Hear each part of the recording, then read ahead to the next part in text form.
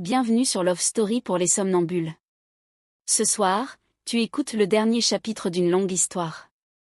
La fin d'une saga née dans la poussière du Montana est portée par 5 frères, une sœur, et une vallée qui n'oublie jamais vraiment ses blessures. Dans cet ultime tome, un homme retrouve enfin sa mémoire. Silas Blackridge revient d'un silence trop long, hanté par un passé qu'il n'avait jamais choisi. Et face à lui, Mila Harris, une femme sans racines, qui va découvrir qu'on peut appartenir à quelqu'un sans jamais être possédé. C'est une histoire de renaissance, de vérité et d'amour trouvé tard. Une histoire où la famille se reconstruit, où les secrets tombent, et où certains cœurs brûlent plus fort que le soleil. Installe-toi, respire. Laisse Blackridge t'ouvrir une dernière fois ses portes. Voici le frère perdu. À Billings, personne ne fait vraiment attention aux hommes qui avancent sans bruit. Ils prennent le bus tôt le matin. Ils travaillent longtemps. Ils rentrent seuls. Silas Blackridge faisait partie de cela. Il n'utilisait pas ce prénom. Pas parce qu'il le rejetait. Simplement parce qu'il ne signifiait rien pour lui. Ici, il était connu sous un autre nom. Un nom court. Facile à retenir. Un nom qui n'appelait aucune question. Il avait appris à vivre ainsi. Sans passé affiché. Sans récit à défendre. Son corps, pourtant, se souvenait. Chaque matin, il se réveillait avant l'alarme. Les muscles déjà tendus, le souffle contrôlé. Comme s'il avait longtemps vécu dans l'attente de quelque chose d'imprévisible. Il ne savait ni quoi, ni pourquoi. Il savait seulement que se détendre complètement lui coûtait. Son appartement était propre, presque impersonnel. Des murs clairs. Peu de meubles. Rien de cassé. Rien d'ancien. Aucune trace d'une vie d'avant. Pas de photos. Pas de boîtes oubliées. Pas de souvenirs matériels. Tout avait été choisi pour ne pas rappeler. Il se versa un café noir, comme chaque jour. Le goût ne comptait pas vraiment. C'était le geste qui l'apaisait. La répétition. La certitude de maîtriser au moins cela. Parfois, en tenant la tasse entre ses doigts, une image tentait de remonter. Une grande table. Des voix graves. Une chaleur collective qu'il ne parvenait jamais à retenir plus de quelques secondes. Alors il laissait passer. Il travaillait sur des chantiers depuis des années. Rénovation. Charpente. Hangar. Des endroits où l'on juge un homme à sa constance, pas à son histoire. Les contremaîtres lui faisaient confiance. Il ne discutait pas. Il accomplissait ce qu'on lui demandait. Son corps savait faire. Ses mains, surtout. Elle connaissait le poids exact des outils. Le geste précis, sans hésitation. Elle racontait une histoire que sa mémoire refusait de livrer. À la pause, il restait un peu à l'écart. Il écoutait. Parfois, il souriait. Jamais trop longtemps. Assez pour ne pas inquiéter. Ce jour-là, pourtant, quelque chose dérapa. Un rire, à l'autre bout du chantier. Une voix qu'il n'avait jamais entendue auparavant et qui pourtant lui donna l'impression étrange d'avoir déjà été perdue. Sa respiration se bloqua. Il posa la main contre une poutre pour se stabiliser. Une vague sourde traversa sa poitrine. Une sensation de manque brutal. De danger ancien. Il ferma les yeux une seconde. Quand il les rouvrit, tout semblait normal. Le bruit. Les conversations. Le travail qui continuait. Il reprit sa place sans rien dire. Mais le trouble le suivit jusqu'au soir. En rentrant, il monta lentement les escaliers de l'immeuble. Au 2e étage, une porte s'ouvrit presque en même temps que la sienne. Sa voisine. Ils se connaissaient peu. Des échanges simples. Des salutations. Rien de plus. Elle portait un sac de course trop plein. Il le remarqua. Elle le remarqua aussi. Il ne proposa pas son aide. Elle n'attendait pas qu'il le fasse. Ils échangèrent un regard calme. « Bonsoir, dit-elle. »« Bonsoir, répondit-il. Sa voix était douce. Stable. Réelle. Ils entrèrent chacun chez soi. Les portes se refermèrent. Le silence reprit sa place. Pourtant, quelque chose était différent. Pour la première fois depuis longtemps, Silas ne se sentit pas seulement en sécurité dans ses habitudes. Il se sentit observé par le temps lui-même. Comme si ce qu'il avait fui n'était pas resté immobile. Il ne savait toujours pas qui il était. Mais il savait ceci, avec une certitude étrange et persistante. Tout le monde le croyait mort quelque part. Et cette erreur allait bientôt réclamer son dû. Silas remarqua Mila Harris avant de réellement la regarder. Ce fut d'abord une présence. Un rythme différent dans le couloir. Une façon de rentrer tard sans bruit excessif.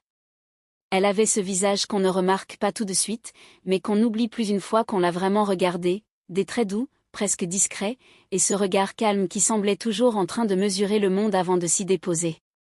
Il vivait porte à porte depuis des mois, peut-être plus.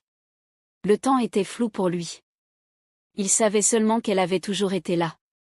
Jamais intrusive. Jamais absente non plus. Mila ne posait pas de questions. Elle travaillait de nuit, parfois de jour. Des horaires polymorphes. Des vêtements simples. Une allure discrète. Pas de maquillage superflu. Pas de signe extérieur d'attache familiale. Quand ils se croisaient, elle souriait. Pas trop. Juste assez pour dire je te vois. Ce soir-là, pourtant, elle frappa à sa porte. 3 coups légers. Ni pressé, ni hésitant. Silas mit quelques secondes à réagir. Personne ne frappait jamais chez lui sans prévenir. Il ouvrit enfin. Elle se tenait là, un torchon à la main, un peu gênée sans l'être vraiment. Désolée. Est-ce que tu aurais du sel, demanda-t-elle. Il hocha la tête, se retourna sans l'inviter à entrer, puis revint avec le petit pot. Merci, dit-elle. Puis, après une seconde. Tu vas bien? La question était simple. Presque banale. Il aurait pu répondre oui sans réfléchir. Il le faisait souvent. Mais cette fois, quelque chose l'en empêcha. Je crois, répondit-il. Elle le regarda plus attentivement. Pas pour fouiller. Pour ajuster. Si jamais tu as besoin de quelque chose, dit-elle, en montrant son appartement d'un geste vague, je suis là. Ce n'était pas de la politesse. Ce n'était pas non plus une invitation déplacée. C'était une information. Il acquiesça sans sourire. Elle repartit. La porte refermée, Silas resta immobile quelques secondes de trop. Le cœur un peu trop rapide. Une sensation étrange lui serrait la poitrine. Pas du désir. Pas encore. Une reconnaissance muette. Il se demanda brièvement s'il l'avait déjà connue ailleurs. L'idée surgit sans preuve, sans image. Il la rejeta aussitôt. Il n'avait pas de passé à convoquer. La nuit fut agitée. Des fragments s'invitèrent dans son sommeil. Une cuisine trop grande. Un rire grave. Un bruit de pas derrière lui. Un cri étouffé. Puis rien. Il se réveilla en sueur, la respiration courte. Le matin entra à travers les stores. Trop vif. Trop réel. Il se leva, s'habilla, prit son café sans penser au goût. En sortant, il croisa Mila dans le couloir. Elle fermait sa porte. Ils s'arrêtèrent en même temps. Mauvaise nuit, demanda-t-elle doucement. Il hésita une seconde. Oui. Elle hocha la tête, comme si la réponse venait seulement confirmer quelque chose qu'elle avait déjà perçu. Dans ce cas, dit-elle, si tu veux manger quelque chose de chaud ce soir, j'ai fait trop de soupe. Il la fixa. Pas surpris. Intrigué autrement. D'accord, dit-il finalement. Elle sourit. Un vrai sourire cette fois. Alors à ce soir. Elle descendit l'escalier sans se retourner.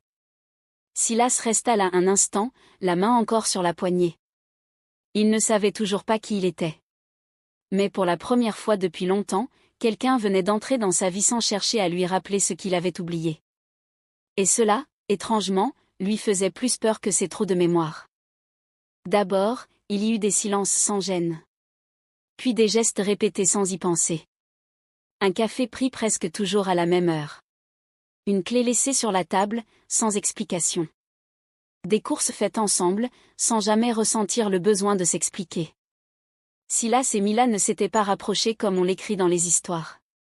Ils avaient commencé à faire des choses côte à côte. Marcher dans les mêmes rues.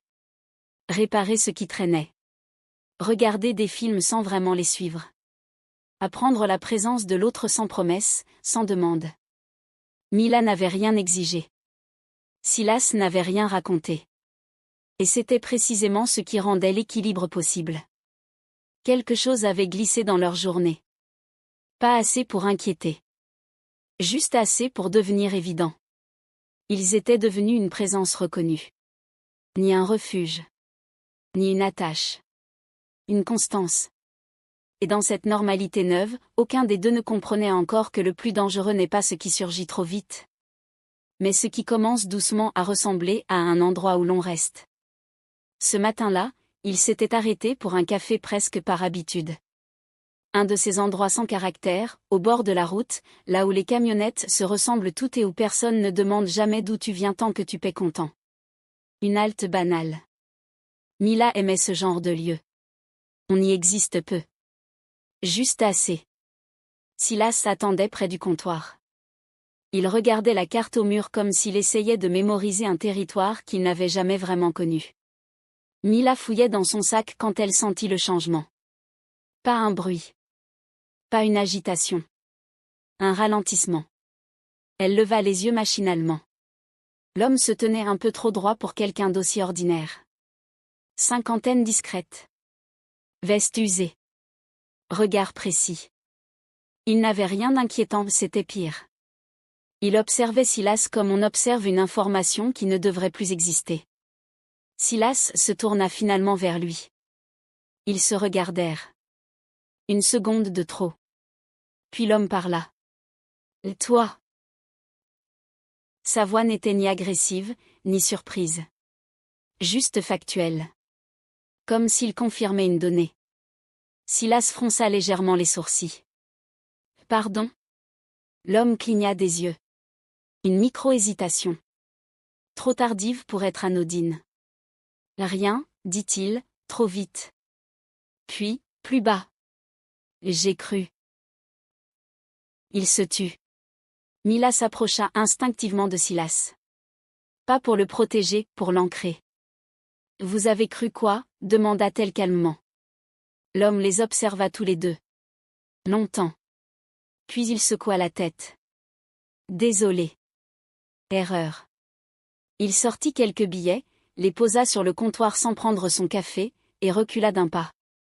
Avant de partir, il jeta un dernier regard à Silas. Pas hostile. Pas curieux. Troublé. La porte se referma derrière lui. Mila sentit son cœur accélérer après coup. Toujours après. « Tu le connais ?» demanda-t-elle. Silas resta immobile un instant. Sa mâchoire était crispée sans qu'il s'en rende compte.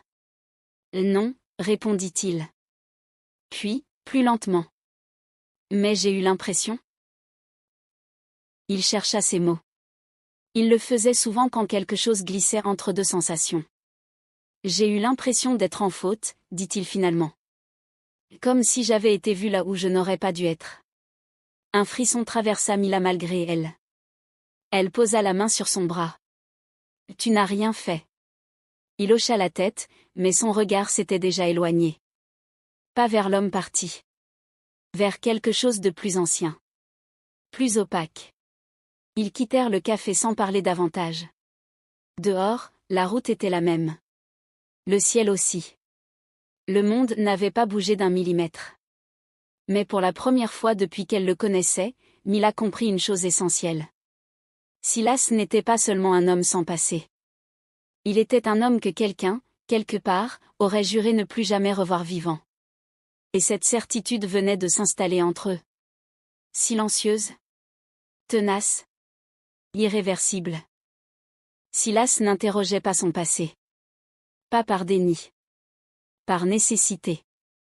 Il avait appris à vivre avec ce qui venait, pas avec ce qui manquait. Les médecins appelaient cela de l'adaptation. Lui appelait simplement cela tenir debout. Il savait qu'il avait oublié. Il savait aussi que forcer les souvenirs revenait souvent à s'inventer des formes pour combler le vide. Il refusait cela. Il préférait le silence à la fiction. Mila, de son côté, n'interrogeait pas ces silences. Elle ne demandait jamais d'où il venait. Jamais pourquoi il restait parfois figé devant une vitrine. Jamais pourquoi certains soirs il rentrait plus tôt, comme s'il fuyait quelque chose qu'elle ne voyait pas. Entre eux, une règle muette s'était installée. On ne force rien. Ce n'était pas une décision formulée. C'était une manière d'être ensemble sans s'abîmer. Ils se comprenaient sans s'expliquer. Pas parce que c'était facile. Parce que c'était respectueux. Le quotidien fit le reste. Un matin, elle frappa à sa porte trop tôt. Les cheveux encore humides, une tasse à la main. « J'ai oublié mes clés », dit-elle simplement. Il lui ouvrit sans commentaire. Laissa la porte ouverte pendant qu'elle fouillait son sac, puis s'éloigna pour lui servir du café. Ils burent debout, en silence, près de la fenêtre. Le jour se levait à peine. Aucun d'eux ne regardait l'autre. Et pourtant, tout était là. Plus tard, ce fut lui qui oublia ses affaires dans sa voiture. Elle les déposa devant sa porte sans entrer. Un geste simple. Une attention discrète. Toujours cette distance juste. Ils apprenaient à se connaître par les détails. La façon dont elle pliait soigneusement les torchons. La manière dont il réparait une chaise branlante sans prévenir. Le fait qu'il laisse toujours une lampe allumée la nuit. Le fait qu'elle ne fermait jamais complètement ses volets. L'intimité ne vint pas d'un événement précis. Elle s'installa. Ils partagèrent des repas sans rituel. Des soirées où la télévision restait allumée sans être regardée. Des silences qui ne demandaient pas à être comblés. Un soir, alors qu'ils rentraient ensemble, la pluie se mit à tomber brusquement. Mila rit en courant vers l'entrée. Silas suivit. Ils s'arrêtèrent, essoufflés, sous le porche de l'immeuble. Ils se regardèrent. Ce ne fut pas un baiser. Ce ne fut même pas un geste. Juste cette certitude tranquille qu'ils n'étaient plus seuls de la même manière qu'avant. « Bonne nuit », dit-elle doucement. « Bonne nuit », répondit-il. Il la regarda monter les escaliers. Elle ne se retourna pas. Silas entra chez lui, posa ses clés sur la table, resta immobile quelques secondes. Il sentit une chaleur nouvelle, discrète mais réelle. Pas l'excitation. Pas l'urgence. Quelque chose de plus solide. Il ne savait toujours pas qui il avait été. Mais il commençait à comprendre qui il était en train de devenir. Et pour le moment, cela suffisait. L'incident fut banal. Trop banal pour annoncer ce qu'il déclencherait. Ils étaient sortis faire des courses en fin d'après-midi. Rien de prévu. Juste le besoin de remplir le réfrigérateur avant le week-end. Le magasin était calme, presque vide. Une musique douce passait en fond. Des gestes mécaniques. Une normalité rassurante. Mila poussait le chariot. Silas suivait, les mains dans les poches. Il se sentait bien. Présent. Disponible. Ces moments-là lui donnaient l'illusion d'une vie simple, sans aspérité. Puis le mot tomba. Né. Un homme venait de s'adresser à un employé, quelques mètres derrière eux. La voix était grave. Marquée. Et surtout, l'accent. Silas s'arrêta net. Ce n'était pas la langue. C'était la façon de la tenir. Une intonation précise. Un rythme ancien. Quelque chose qu'il n'avait jamais appris, mais que son corps reconnut immédiatement. Son cœur s'emballa sans raison apparente. Une chaleur remonta dans sa poitrine. Sa vision se troubla légèrement. Les étagères semblèrent se rapprocher. La lumière devint trop vive. Un mot. Un seul. Et soudain, un lieu. Pas une image nette. Plutôt une sensation. De la poussière. Un ciel trop vaste. Le bruit du vent contre quelque chose de métallique. Une peur sourde qu'il n'avait jamais connue consciemment. Silas posa une main sur le bord du rayon. Mila se retourna aussitôt. Elle vit son visage changer. Pas brutalement. Subtilement. Comme si quelque chose venait de glisser hors de place à l'intérieur. Ses traits s'étaient tendus. Son regard avait perdu sa fixation. Et Silas? Il ne répondit pas. Il respirait trop vite. Trop superficiellement. Ses doigts tremblaient légèrement. Mais... Regarde-moi. Elle abandonna le chariot et s'approcha. Elle posa une main ferme sur son avant-bras. Un ancrage. Un rappel. Il cligna des yeux. Ça va, tenta-t-il de dire. Mais sa voix manquait de consistance. Le monde autour reprit peu à peu son volume normal. Les sons revinrent. Les pas. Les bips de caisse. Les respirations étrangères. Silas se redressa lentement. Désolé, murmura-t-il. J'ai eu un vertige. Mila ne répondit pas tout de suite. Elle l'observait attentivement. Elle avait appris à reconnaître les faux-semblants. Et ce qu'elle voyait n'était pas une faiblesse passagère. On sort, dit-elle simplement. Ce n'était pas une question. Ils laissèrent le chariot derrière eux. Personne ne protesta. La porte s'ouvrit sur l'air frais du soir. Silas inspira profondément. Une fois. 2 fois. Ça allait mieux. Mais quelque chose était resté éveillé. Dans la voiture, ils ne parlèrent pas tout de suite. Mila conduisait. Silas regardait la route sans vraiment la voir. C'était la voix, dit-il enfin. Elle ne quitta pas la route des yeux. La voix de qui? Il chercha ses mots. Comme s'il fallait éviter qu'il ne se transforme en autre chose. Je ne sais pas, répondit-il honnêtement. Mais mon corps, lui, savait. Elle acquiesça doucement. Tu as eu peur, constata-t-elle. Il hésita. Puis hocha la tête. Oui. Le mot resta suspendu entre eux. Pas lourd. Juste vrai. Mila n'insista pas. Elle gara la voiture devant l'immeuble. Coupa le moteur. Avant de sortir, elle posa sa main sur la sienne. Si quelque chose se réveille, dit-elle calmement, tu n'as pas besoin d'être seule avec ça. Silas la regarda enfin. Il y avait dans ses yeux une inquiétude nouvelle. Mais aussi une gratitude profonde. La mémoire n'avait pas encore parlé. Mais elle venait de frapper. Et cette fois, Mila l'avait vue. Elle savait que ce n'était que le début. Silas sentit la tension avant de la comprendre. Ce n'était pas une image, ni un souvenir clair. Juste une contraction sourde, quelque chose qui se refermait derrière ses omoplates quand il sortit du garage.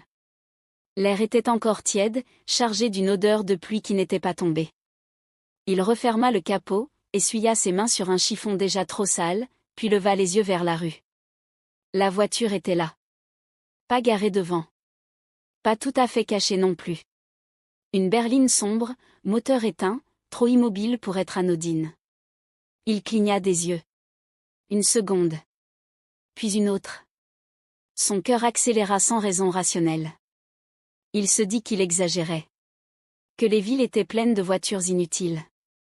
Qu'on ne pouvait pas vivre en soupçon permanent. Il rentra. À l'intérieur, Mila était installée à la petite table près de la fenêtre, une tasse entre les mains. Elle leva les yeux en le voyant, et son visage s'éclaira d'un sourire simple. Pas inquiet. Pas questionnant. Juste là. T'as fini plus tôt, dit-elle. Il hocha la tête. Le moteur attendra. Il posa ses clés dans le vide-poche. Le cliquetis résonna un peu trop fort. Mila fronça légèrement les sourcils. Elle ne demanda rien. Elle observa. Elle avait appris à reconnaître ce qui ne se dit pas. Silas s'approcha, posa sa main sur le dossier de sa chaise, respira plus lentement. Son regard revint, malgré lui, vers la fenêtre. La berline était toujours là. Mila suivit son regard. « Tu connais cette voiture ?» La question était calme. Sans tension. Mais elle toucha juste. Silas secoua la tête. Non.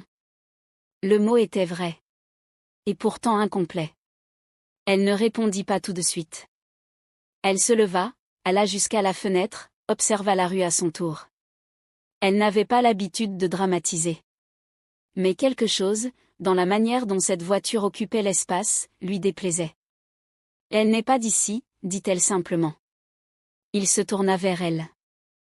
Tu crois? Elle haussa les épaules. Les gens d'ici ne restent pas immobiles comme ça. Ils font du bruit. Ils vivent. Silence. La voiture démarra enfin.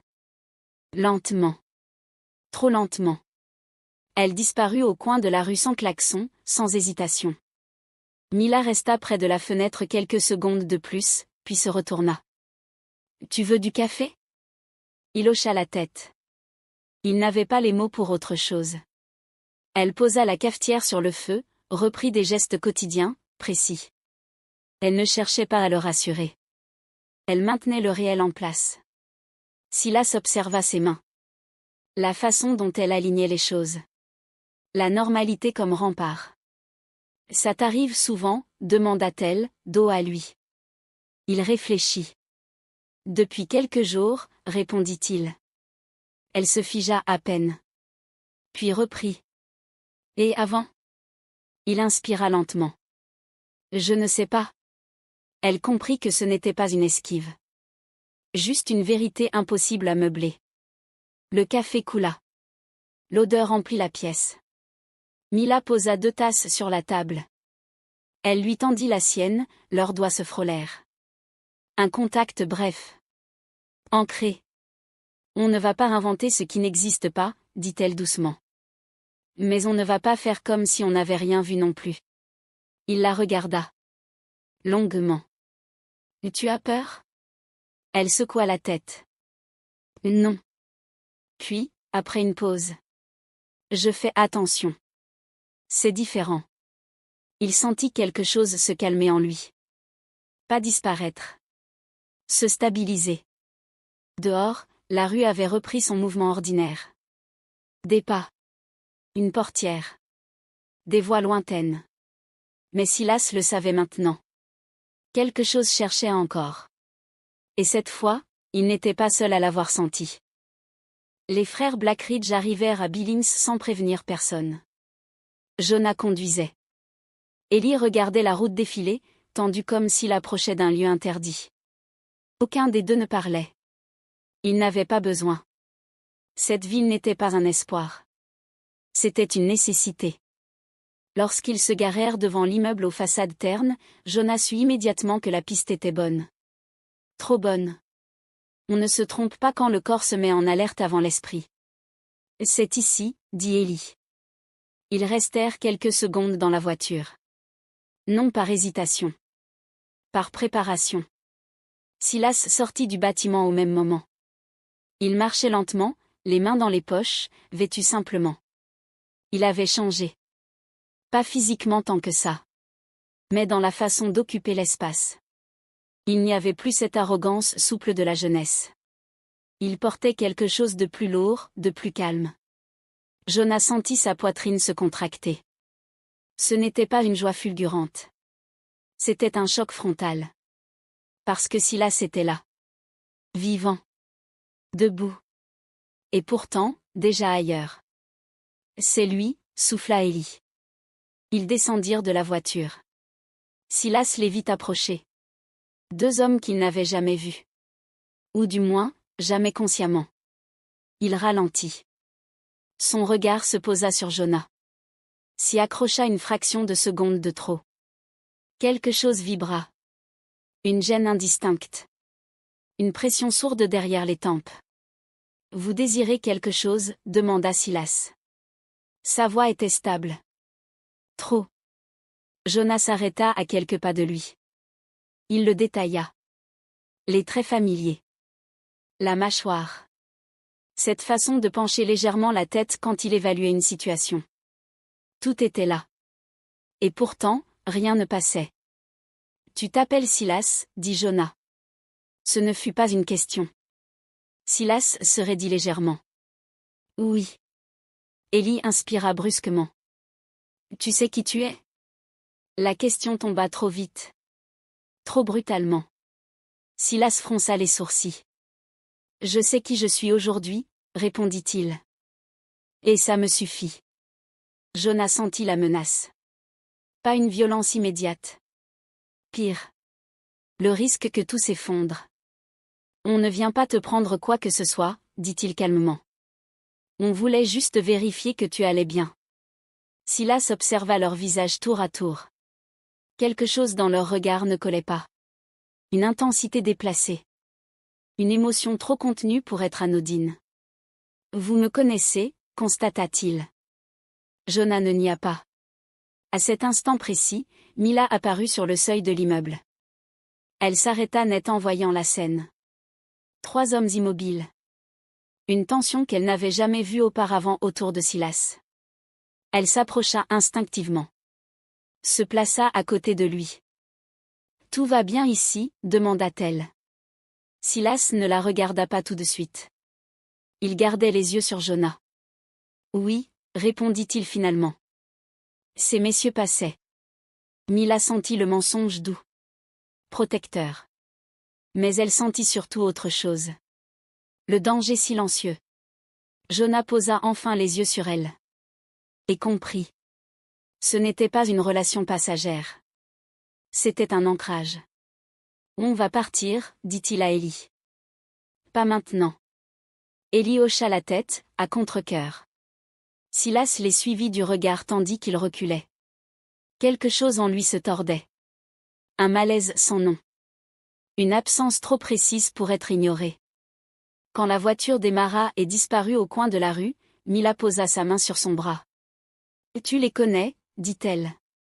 Ce n'était pas une question. Silas mit un moment avant de répondre. « Je ne sais pas » avoua-t-il. « Mais eux me connaissent trop. » Elle serra légèrement sa prise. Pour la première fois, elle comprit que le passé de Silas n'était pas seulement une zone d'ombre. C'était un territoire convoité. Et ce qu'elle risquait de perdre n'était pas l'homme qu'il avait été, mais celui qu'il était devenu. Mila n'avait jamais appris à rester. Pas parce qu'elle partait trop vite. Parce que personne ne restait assez longtemps. Son enfance n'était pas faite de drames visibles. Pas de cris spectaculaires. Pas de violence qui laissait des marques qu'on pointe du doigt. C'était pire que ça. C'était une addition de départs ordinaires. Les dossiers parlaient de carence affective. Les éducateurs disaient instabilité. Mila appelait ça simplement le provisoire. Harris n'était pas un nom transmis. C'était un nom qu'on lui avait laissé. Elle passa d'un foyer à un autre sans jamais vraiment poser ses affaires. Elle savait toujours où se trouvait sa brosse à dents. Toujours quel sac attraper en premier. On lui disait que c'était temporaire. Elle apprit très tôt que temporaire signifiait sans promesse. Certaines familles étaient gentilles. D'autres fatiguées. Quelques-unes sincèrement bienveillantes, mais jamais assez sûres pour durer. Mila ne leur en voulut pas. Elle comprit vite que l'amour avait parfois une date d'expiration involontaire. Elle observa beaucoup. Les enfants qui pleuraient quand on venait les chercher. Ceux qui appelaient encore papa et maman alors qu'ils savaient déjà que ce ne seraient jamais les bons. Elle décida de faire autrement. Elle n'attendit plus. Ne pas attendre, c'était survivre sans espérer. Et sans espérer, on ne tombe pas de haut. À l'adolescence, elle développa une autonomie presque excessive. Elle demandait peu. Elle prenait ce qu'on lui donnait sans jamais réclamer plus. Elle remerciait trop souvent. On la disait sage. Mature. Facile à placer. Personne ne voyait ce que cela coûtait. À 18 ans, elle quitta le système sans bruit. Pas de fête. Pas d'adieu. Elle occupa des chambres modestes. Enchaîna les petits boulots. Apprit les horaires flexibles, les loyers en retard, les frigos à moitié vides. Elle se construisit seule. L'idée de famille resta abstraite. Presque théorique. Quelque chose que les autres avaient, comme une chance de naissance. Mila ne la jalousait pas. Elle n'y croyait simplement pas pour elle. L'amour prit la même forme. Pour Mila, aimer ne signifiait pas retenir. Aimer voulait dire ne pas entraver. Elle choisissait des gens de passage. Des relations claires. Sans promesses inutiles. Elle partait toujours la première. Cela évitait d'être laissée derrière. Quand Silas arriva dans sa vie, elle appliqua le même principe. Pas de questions intrusives. Pas de futur dessiné à haute voix. Pas d'attente. Elle ne savait pas faire autrement. Elle ne l'avait pas appris. Elle n'avait jamais vu un homme rester sans condition. Elle n'avait jamais vu une maison sans date de sortie. Alors elle aimait comme elle avait grandi. Avec retenue. Avec lucidité. Avec une porte toujours entr'ouverte. Ce qu'elle ignorait encore, c'est que certaines personnes n'entrent pas pour repartir. Elles entrent pour rester suffisamment longtemps pour changer la définition même du mot. Mila avait appris très tôt à repérer ce qui précède le danger. Pas les cris. Pas les gestes brusques. Le calme avant. Elle reconnut cette sensation le jour où elle rentra plus tard que prévu. L'escalier de l'immeuble sentait le produit bon marché et l'humidité ancienne. Rien d'anormal. Pourtant, quelque chose résistait à sa routine. Un détail déplacé. Une tension discrète, comme une phrase qu'on n'a pas finie. La porte de l'appartement était fermée. Bien fermée. Mais la poignée était tiède. Elle resta immobile une seconde, son sac serré contre elle. Elle n'appela pas Silas. Elle savait déjà qu'il n'était pas là. Ce genre de pressentiment ne se vérifie pas. Il se respecte. Elle entra. Rien n'avait bougé. Pas de traces évidentes. Pas de fouilles grossières. Le salon était intact. La cuisine aussi. Trop intacte. Les choses semblaient, regarder. Mila posa lentement son sac. Elle traversa l'appartement sans allumer la lumière, ouvrit la fenêtre du fond. L'air froid entra, vif. Elle respira. Son cœur battait vite, mais sa tête restait claire. Ce n'était pas un vol. Ce n'était pas une erreur. C'était une présence. Elle se souvint alors d'autre chose. D'un souvenir ancien, sans image précise. Une assistante sociale qui avait changé de voix en lui disant qu'elle serait placée ailleurs. Une valise faite trop rapidement. Une famille qui sourit quand on arrive et qui ne regarde plus quand on part. Elle avait appris à ne pas s'attacher aux lieux. Ni aux promesses. Ni au silence trop aimable. Elle sortit son téléphone et envoya un message à Silas, bref. Tu finis quand? La réponse arriva presque immédiatement. Dans 10 minutes. Tout va bien? Elle hésita. Juste une seconde. Oui. On parle quand tu rentres. Elle rangea le téléphone, s'assit sur le bord du lit. Son regard se posa sur un détail nouveau. Un tiroir de la commode légèrement ouvert. Pas vidé. Juste entrouvert. Comme si quelqu'un avait cherché s'en prendre. Un avertissement muet. Quand Silas entra, elle était déjà calme. Elle ne pleurait pas. Elle ne s'agitait pas. Elle l'observa comme on vérifie que l'ancrage tient toujours. Quelqu'un est venu, dit-elle simplement. Il se figea. Qui? Elle secoua la tête. Je ne sais pas. Et c'est ce qui m'inquiète. Il regarda autour de lui, trop vite. Mila posa sa main sur son bras. Pas comme ça, dit-elle. Pas en cherchant ce qui a été pris. En écoutant ce qui a été laissé. Il la fixa, surpris. Qu'est-ce qu'ils ont laissé? Elle inspira. Le message qu'on peut entrer ici. Une pause. Et que nous, on peut partir, ou rester. Silas sentit la montée de panique. Pas une image. Une certitude abrupte. Et Mila. Elle l'interrompit doucement. Écoute-moi. J'ai grandi avec l'idée qu'on peut m'effacer d'une pièce sans bruit. Je ne panique pas pour moi. Elle releva les yeux vers lui. Mais je sais reconnaître les gens qui s'approchent pour reprendre quelque chose qu'ils considèrent à eux. Il comprit alors ce qu'elle n'avait pas encore dit. Tu crois que ça me concerne? Elle hocha la tête. Oui. Puis, plus bas. Et moi, par ricochet. Un silence dense s'installa.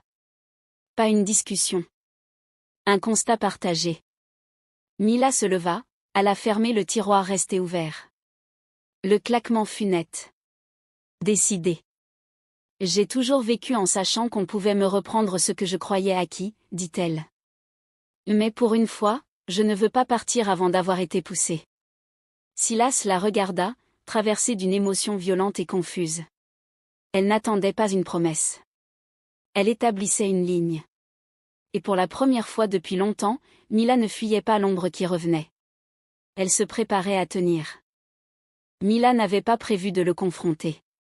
Elle n'avait pas répété de phrase dans sa tête, ni imaginé le ton juste.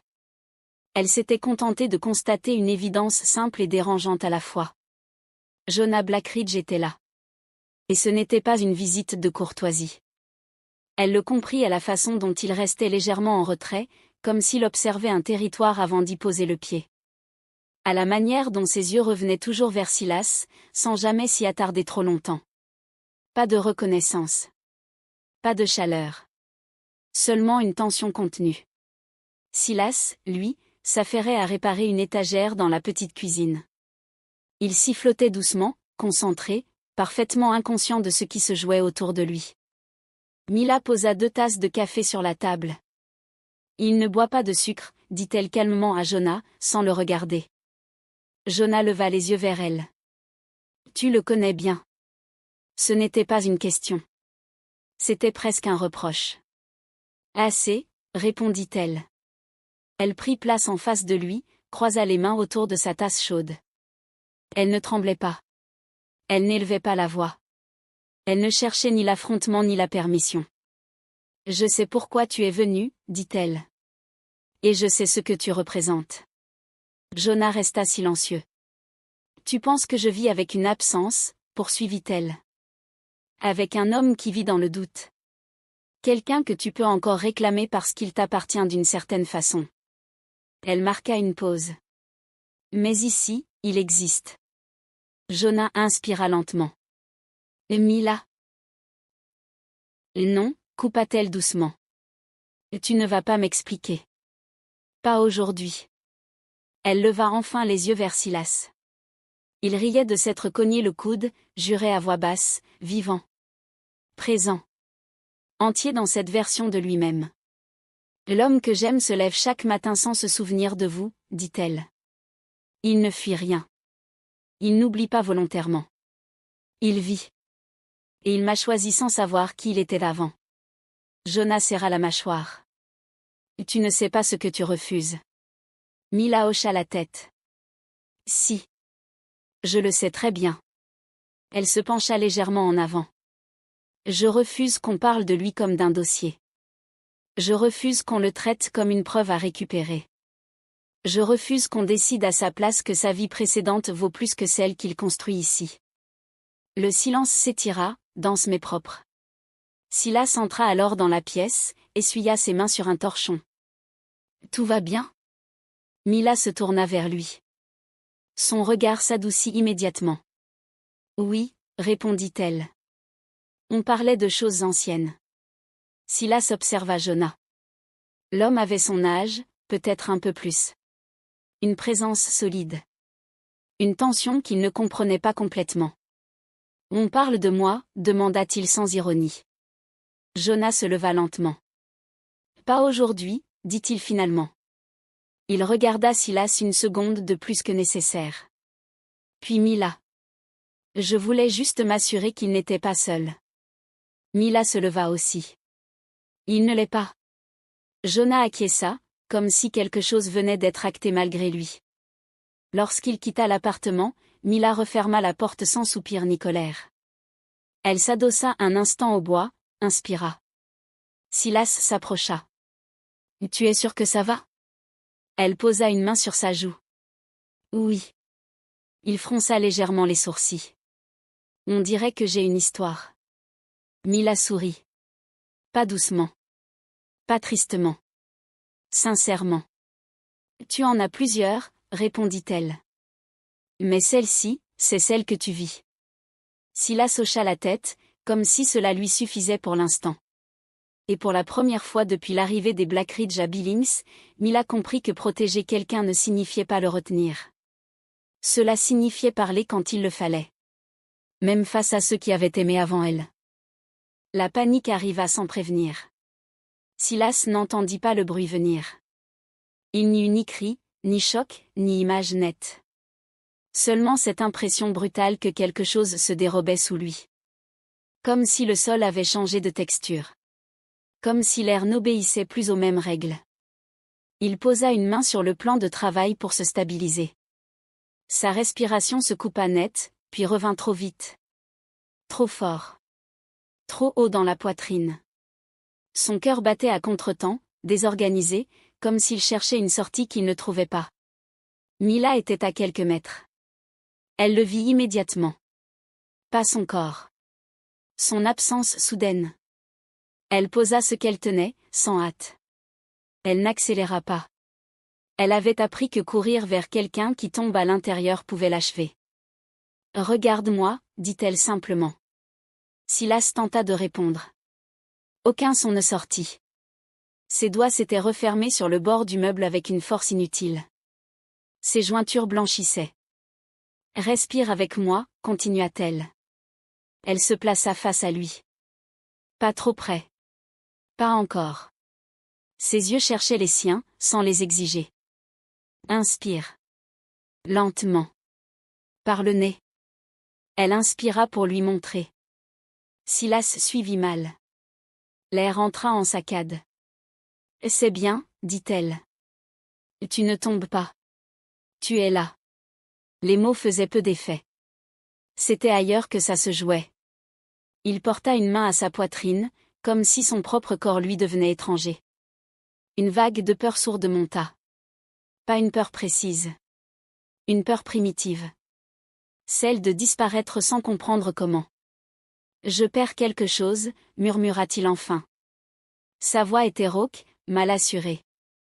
Mila réduisit la distance d'un pas. Tu n'es pas en train de partir, répondit-elle. Tu es en train de revenir. C'est juste violent. Elle posa doucement sa main sur son avant-bras. Pas pour le retenir. Pour signaler une limite réelle. Silas sursauta à peine. Puis il s'accrocha à ce contact comme à une balise.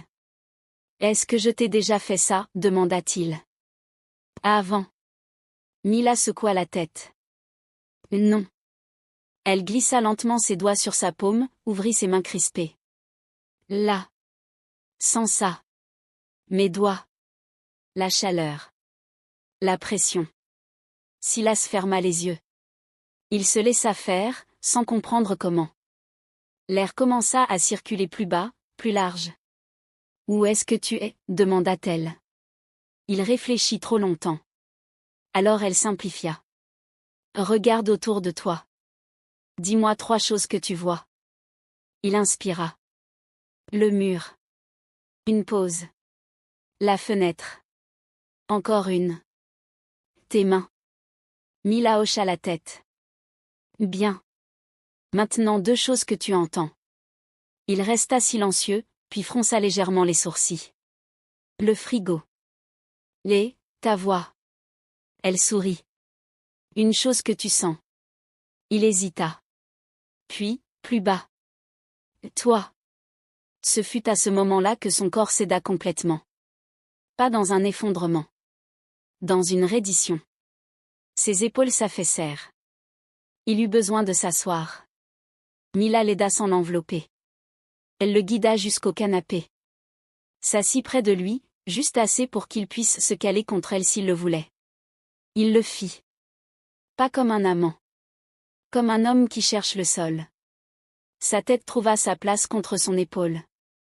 Elle posa sa main sur son dos, large, ancré. Elle sentit sous sa paume le rythme irrégulier ralentir, s'ordonner peu à peu. Ils restèrent ainsi longtemps. Sans parler. Chaque respiration devenait un geste commun. Elle n'essayait pas de le calmer. Elle offrait un rythme. Silas parla le premier. J'ai cru que je disparaissais. Elle ferma les yeux. Tu touches terre, corrigea-t-elle doucement. C'est juste brutal, parfois. Il hocha la tête contre elle. Et si ce qui revient est trop lourd ? Mila réfléchit avant de répondre. Elle avait appris à ne jamais mentir sur ce genre de choses. Alors on l'accueillera par morceaux, dit-elle. Pas tout d'un coup. Pas seul. Il se redressa un peu, la regarda. Ses yeux étaient clairs et perdus à la fois. Tu n'es pas obligé. Elle posa sa main sur sa poitrine. Là où son cœur battait maintenant de façon régulière. Je reste parce que tu es là, dit-elle calmement. Pas parce que je te dois quoi que ce soit. Le silence s'installa à nouveau. Mais ce n'était plus le même. Le corps de Silas était revenu au centre. Pas la mémoire. Pas encore. Mais quelque chose de plus ancien. Plus fiable. La sensation d'exister sans preuve. Et Mila comprit que, tant qu'elle pourrait lui offrir ce point fixe, il ne tomberait pas complètement. Même si le passé revenait. Même s'il décidait un jour de partir vers lui. Pour l'instant, ils touchaient terre ensemble. Et c'était suffisant. Silas se réveilla en sursaut. Pas d'image. Pas de rêve clair. Juste cette sensation brutale d'avoir été tiré hors de quelque chose, comme si son corps avait décidé avant lui qu'il y avait danger. Il resta immobile quelques secondes, le souffle court, les bras tendus le long du corps. La pièce était sombre. Trop calme. Le silence avait cette densité particulière qui précède les souvenirs sans visage. Mila dormait encore, tournée vers lui. Il la regarda comme on s'assure qu'un point fixe existe vraiment. Sa respiration était lente, régulière. Une main avait glissé sur le drap, ouverte, offerte sans y penser. C'est là que ça commença. Une tension dans la poitrine. Pas une douleur. Une pression ancienne. Son cœur battait trop vite pour une simple peur nocturne. Il porta une main à sa gorge. Sa peau était moite. Des fragments, pas encore des images. Le froid. Un espace trop étroit. La sensation précise des poignets contraints, pas maintenant, pas ici, mais dans une mémoire corporelle qui n'avait jamais quitté sa place. Il se redressa à peine. Mila bougea aussitôt. Silas. Sa voix était encore pleine de sommeil, mais déjà ancrée. Il voulut répondre. Aucun mot ne sortit. Sa respiration se bloqua, courte, irrégulière. Il sentit la panique essayer de prendre le contrôle. Mila ne posa pas de questions. Elle posa les deux pieds au sol. Regarde-moi, dit-elle calmement. Il obéit sans réfléchir. Elle se plaça face à lui, à hauteur de regard, sans le toucher tout de suite. Elle savait. Le pire moment, c'est celui où le corps déraille sans témoin. Respire avec moi, dit-elle simplement. Maintenant. Elle inspira lentement. Il tenta de suivre. Une fois. 2 fois. À la 3e, sa respiration s'accorda à la sienne. Ce fut alors que son corps lâcha quelque chose. Une image, enfin. Un coffre. Pas une voiture précise. Pas un lieu identifié. Juste le noir étroit, l'odeur métallique, le bruit étouffé de ses propres battements contre une paroi. Silas ferma les yeux avec force. Ses mains tremblaient. Mila posa enfin ses mains sur les siennes. Pas pour les retenir. Pour les ancrer. Où es-tu ? demanda-t-elle doucement. Il déglutit. Je sais pas. Un silence. Mais j'y étais déjà. Elle ne chercha pas à comprendre plus. Pas encore. Elle glissa ses doigts entre les siens, fermement. Tu es ici, dit-elle. Maintenant. Avec moi. Il inspira profondément cette fois. Le tremblement diminua sans disparaître totalement. J'ai senti. Commença-t-il. Il s'interrompit, secoua légèrement la tête. C'est pas un souvenir comme les autres. C'est inscrit. Mila hocha la tête. Les corps n'oublient pas ce qu'on leur a fait survivre, répondit-elle. Ils attendent juste le bon moment pour parler. Silas la fixa, troublé. Tu n'as pas peur ? Elle esquissa un sourire presque triste. J'ai grandi avec des peurs qui ne se disent pas. Puis, plus franchement. Là, j'ai surtout envie que tu restes. Il sentit quelque chose se relâcher en lui. Pas la tension.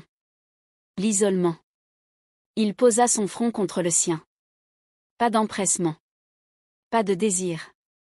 Juste ce geste primaire de vérification. Présence contre présence. Ils restèrent ainsi longtemps, respirant ensemble, pendant que le matin commençait à poindre derrière les rideaux. Silas comprit alors quelque chose de simple et de bouleversant. Sa mémoire le trahissait peut-être. Mais son corps, lui, savait. Et Mila était devenue, sans l'avoir voulu, le sol sur lequel il retombait chaque fois que l'oubli essayait de l'emporter. Il sentit soudain que ce n'était plus seulement la peur qui passait. C'était l'envie de rester collé. Pas pour être sauvé. Pour être aimé. Ils n'entendirent pas la voiture tout de suite. Juste cette sensation étrange, instinctive, que quelque chose venait de se désaccorder dans la nuit. Silas se redressa légèrement, encore à moitié pris dans ce sommeil fragile où les rêves n'avaient pas de visage mais laissaient des traces dans le corps. Mila était contre lui. Chaude. Paisible. Trop confiante pour ce que la vallée autorisait parfois. Un bruit sec éclata dehors. Pas fort. Pas spectaculaire. Mais suffisamment précis pour réveiller autre chose que la peur. Silas se leva aussitôt. Reste là, murmura-t-il sans réfléchir. Elle se redressa à son tour. Silas. Il se saisit de son jean, l'enfila à la hâte, s'approcha de la fenêtre. L'air était encore tiède. Trop calme. La cour plongeait dans une pénombre imparfaite, coupée par les ombres des arbres. Puis il vit le mouvement. 2 silhouettes près de la clôture. Pas pressé. Pas perdu. Quelque chose se referma dans sa poitrine. Pas un souvenir. Un réflexe. Son souffle se raccourcit. Sa vision se troubla une fraction de seconde. Une image passa trop vite pour être saisie, des mains, un coup, le sol. Mila était déjà derrière lui. Silas. Sa voix n'était pas paniquée. Ancrée. Il secoua la tête, cherchant à chasser la pression qui montait dans sa nuque. Je crois qu'il nous observe. Il n'eut pas le temps d'ajouter autre chose. Un bruit métallique claqua contre la façade. Léger. Calculé. Un objet lancé exprès pour ne pas briser, juste pour signaler. Mila sursauta. Cette fois, ce n'était plus une menace abstraite. Quelqu'un était là. Silas se tourna vers elle. Dans la chambre. Maintenant. Elle hésita une seconde. Pas par défi. Par habitude de ne dépendre de personne. Mais quelque chose dans son regard la décida. Elle recula, entra dans la pièce. Silas attrapa son bras pour la guider, trop fermement sans s'en rendre compte. Elle tressaillit. Et, souffla-t-elle. Il relâcha aussitôt. Désolé. Dehors, les voix restaient basses. Trop basses pour être surprises. L'une d'elles ria doucement. Silas sentit monter une colère sourde. Pas dirigée. Primitive. Comme si on venait de marquer leur territoire sans demander. Il ferma la porte de la chambre. Les pas passèrent le long de la maison. Lentement. Délibérément. Puis s'éloignèrent. Le silence retomba. Pire encore. Silas posa ses mains sur le mur, inspira profondément pour ne pas perdre l'équilibre. Son corps tremblait encore. Mila s'approcha. Elle ne parla pas tout de suite. Elle posa simplement ses mains sur son dos. Il ferma les yeux. Je n'ai pas peur pour moi, dit-il enfin, la voix rauque. J'ai peur que quelqu'un décide à ma place. À la tienne. Elle le força doucement à se tourner vers elle. Alors ils ont déjà perdu, dit-elle calmement. Parce que je suis encore là. Il la regarda comme s'il la redécouvrait. La peur n'avait pas disparu. Mais elle avait changé de forme. Elle n'était plus diffuse. Elle était réelle. Et pour la première fois, Silas comprit une chose essentielle.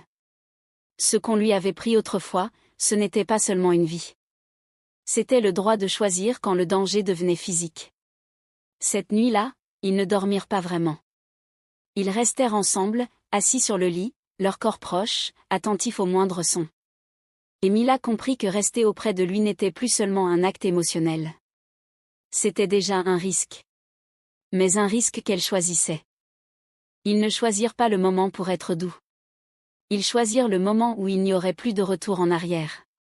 Après de longues discussions, Silas avait accepté de rencontrer les Blackridge afin de recoller les morceaux de son passé. Silas était assis à la table, une tasse refroidie entre les mains. Mila se tenait près de la fenêtre. Elle n'intervenait pas. Elle avait compris avant lui que certaines vérités ne se partagent pas. Elle se dépose. Jonah parla le premier. Sa voix n'était ni solennelle ni tremblante. Elle était réglée. Comme quand on annonce un fait qui ne changera rien à la fin, seulement au chemin. On t'a cherché pendant 7 ans. Silas leva lentement les yeux. Ce n'est pas possible, répondit-il simplement. Pas un refus. Une constatation. Ellie prit le relais. Il avait attendu, comme toujours. Tu t'appelles Silas Blackridge. Le nom tomba sans écho immédiat. Pas de choc. Pas d'image. Juste un mot posé là, comme un objet appartenant à quelqu'un d'autre. Tu avais une famille, ajouta Jonah. Des frères. Une maison. Une histoire entière. Silas resta immobile. Il attendait autre chose. Une sensation. Un vertige. Une reconnaissance. Rien ne vint. On t'a cru mort, dit Ellie à son tour. Cette fois, Silas sourit. Un sourire bref. Sec. Vous vous trompez, dit-il. Je ne suis jamais mort. On ne m'a jamais trouvé. Jonah ne corrigea pas. Il y a eu une enquête. Des silences. Un homme puissant. Des choix. Silas fronça légèrement les sourcils. Donc quelqu'un a décidé que j'étais mort à ma place. Personne ne répondit. Le silence confirma tout. Il posa la tasse devant lui, bien droite. Et vous venez maintenant, reprit-il. Quand j'ai une vie. Un appartement. Un rythme. Il jeta un regard vers Mila, puis revint vers eux. Vous me dites que j'étais quelqu'un d'autre. Jonah hocha la tête. Tu es né Blackridge. Silas se leva lentement. Pas brusquement. Comme quelqu'un qui a besoin d'espace pour respirer. Et vous attendiez quoi, demanda-t-il. Une réaction? Une reconnaissance? Un merci? Sa voix restait calme. Trop calme. Vous avez continué à vivre sans moi, poursuivit-il. Vous avez enterré quelque chose. Pas mon corps. Mon nom. Ellie s'approcha d'un pas. Ce n'était pas un abandon. Silas tourna la tête vers lui. Si. Un mot. Tranchant. Mila sentit la tension se déplacer. Pas une colère explosive. Une rupture lente. Presque polie. La plus dangereuse. Je ne me souviens pas de vous, dit Silas. Et ce que vous m'apportez n'est pas un cadeau. Il inspira profondément. C'est une dette que je n'ai jamais contractée. Jonah soutint son regard. Tu as le droit de refuser. Silas hocha la tête. Bien. Parce que c'est ce que je fais. Il attrapa sa veste. Vous pouvez garder votre passé. Moi, je garde ce que je suis maintenant. Il marqua une pause à la porte. Et si c'est vrai que vous m'avez cru mort? Alors n'essayez pas de me ressusciter. Ils partirent sans tenter de le retenir. Quand la porte se referma, Mila rejoignit Silas. Elle ne parla pas tout de suite. Elle posa simplement sa main sur son dos. Il tremblait légèrement. Pas comme lors de la panique. Autre chose. Plus profond. Je n'ai rien ressenti, dit-il finalement. Ça devrait me faire peur. Elle secoua la tête. Non. Ça te protège. Il se tourna vers elle. Et si je ne veux jamais savoir? Mila le regarda droit dans les yeux. Alors ce sera ton choix, répondit-elle. Pas une fuite. Ils restèrent là quelques secondes. Le passé venait d'entrer dans la pièce. Pas comme une promesse. Comme une fracture irréversible. La vérité avait été dite. Mais il y a des vérités qui ne réparent rien. Elles ne font qu'expliquer la cassure. Et Silas venait de comprendre une chose essentielle. Ce qu'il avait perdu ne lui appartenait plus. Silas n'aurait pas su dire pourquoi il avait accepté de croire ses frères. Ce n'était pas une décision réfléchie. Encore moins une demande formulée clairement. Juste un nom qu'on avait prononcé devant lui, trop souvent, avec trop de précaution. Et cette sensation idiote, persistante, qu'il devait voir cet homme une fois. Une seule. La prison de Billings ne lui rappela rien. Pas de flash. Pas d'image. Pas de souvenir précis. Mais son corps, lui, réagit aussitôt. La tension dans les épaules. La respiration plus haute. Ce réflexe ancien de mesurer l'espace, les issues, la distance entre les corps. Comme si quelque chose savait déjà que cet endroit comptait. On le fit asseoir face à Salvatore Calder. L'homme avait vieilli. Un visage plus marqué, des traits un peu plus lourds. Mais aucune perte essentielle. Il n'avait pas l'air d'un vaincu. Il avait l'air d'un homme déplacé temporairement. Calder leva les yeux. Un lent sourire apparut. Pas chaleureux. Pas cruel. Exact. Tu es revenu, dit-il simplement. Silas sentit une pression sourde dans sa poitrine. Pas une émotion. Un signal. Il ne répondit pas. Calder l'observa comme on observe une version différente d'un objet familier. Tu sais ce que j'ai toujours trouvé fascinant chez toi, poursuivit-il. Même quand tu ne comprenais pas ce qui t'arrivait, tu résistais. Silas déglutit. Ses doigts se crispèrent sur le bord de la table. Je ne me souviens pas de vous, dit-il enfin. Calder hocha la tête, lentement. Bien sûr. Puis, après une pause. Mais tu ressens encore certaines choses. Ce n'était pas une question. Silas sentit la sueur lui perler dans le dos. Il se pencha légèrement en avant, sans s'en rendre compte. Vous m'avez fait quelque chose, dit-il. Calder eut un souffle amusé. Presque attendri. Je t'ai offert une place. Une pause. Tu l'as refusé. Un frisson parcourt Silas. Pas de souvenir. Mais une certitude physique, violente. Il se leva brusquement. La chaise racla le sol. Calder n'esquissa aucun geste vers les gardiens. Tu avais déjà cette colère-là, murmura-t-il. Même quand tu croyais être seul. Silas recula d'un pas.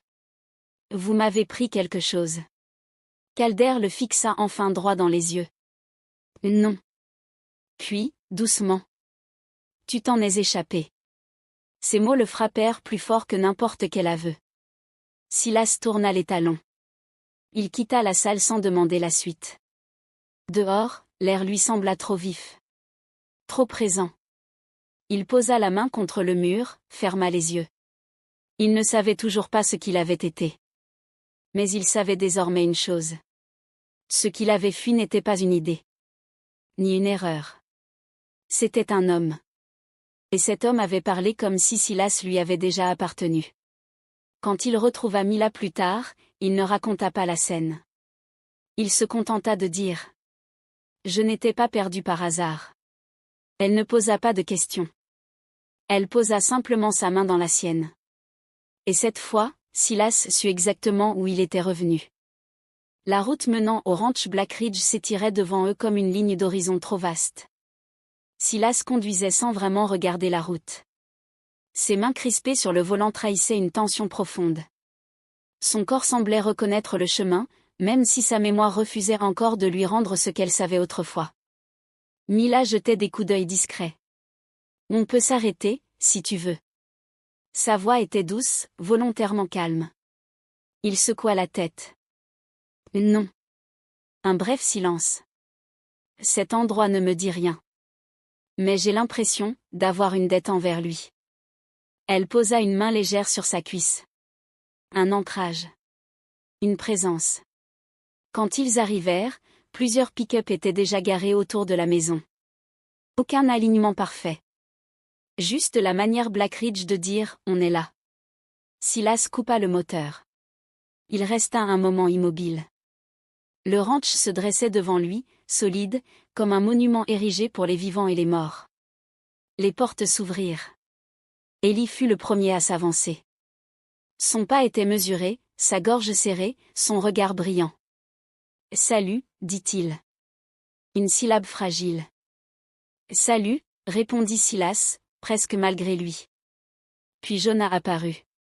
Il resta légèrement en retrait, comme un homme qui sait qu'un seul pas en trop pourrait briser quelque chose d'essentiel. Il observait.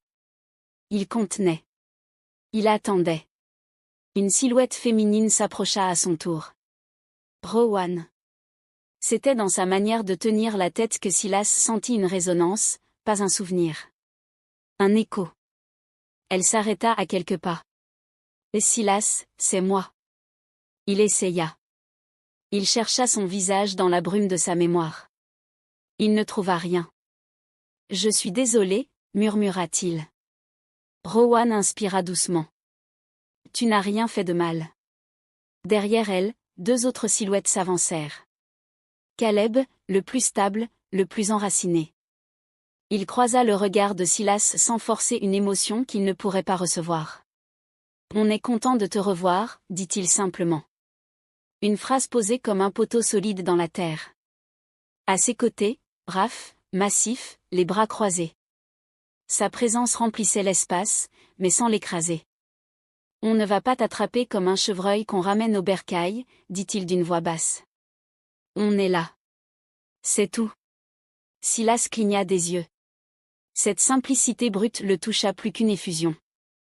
Mila fit alors un pas. « Je m'appelle Mila. Je suis avec lui. » Les regards se tournèrent vers elle.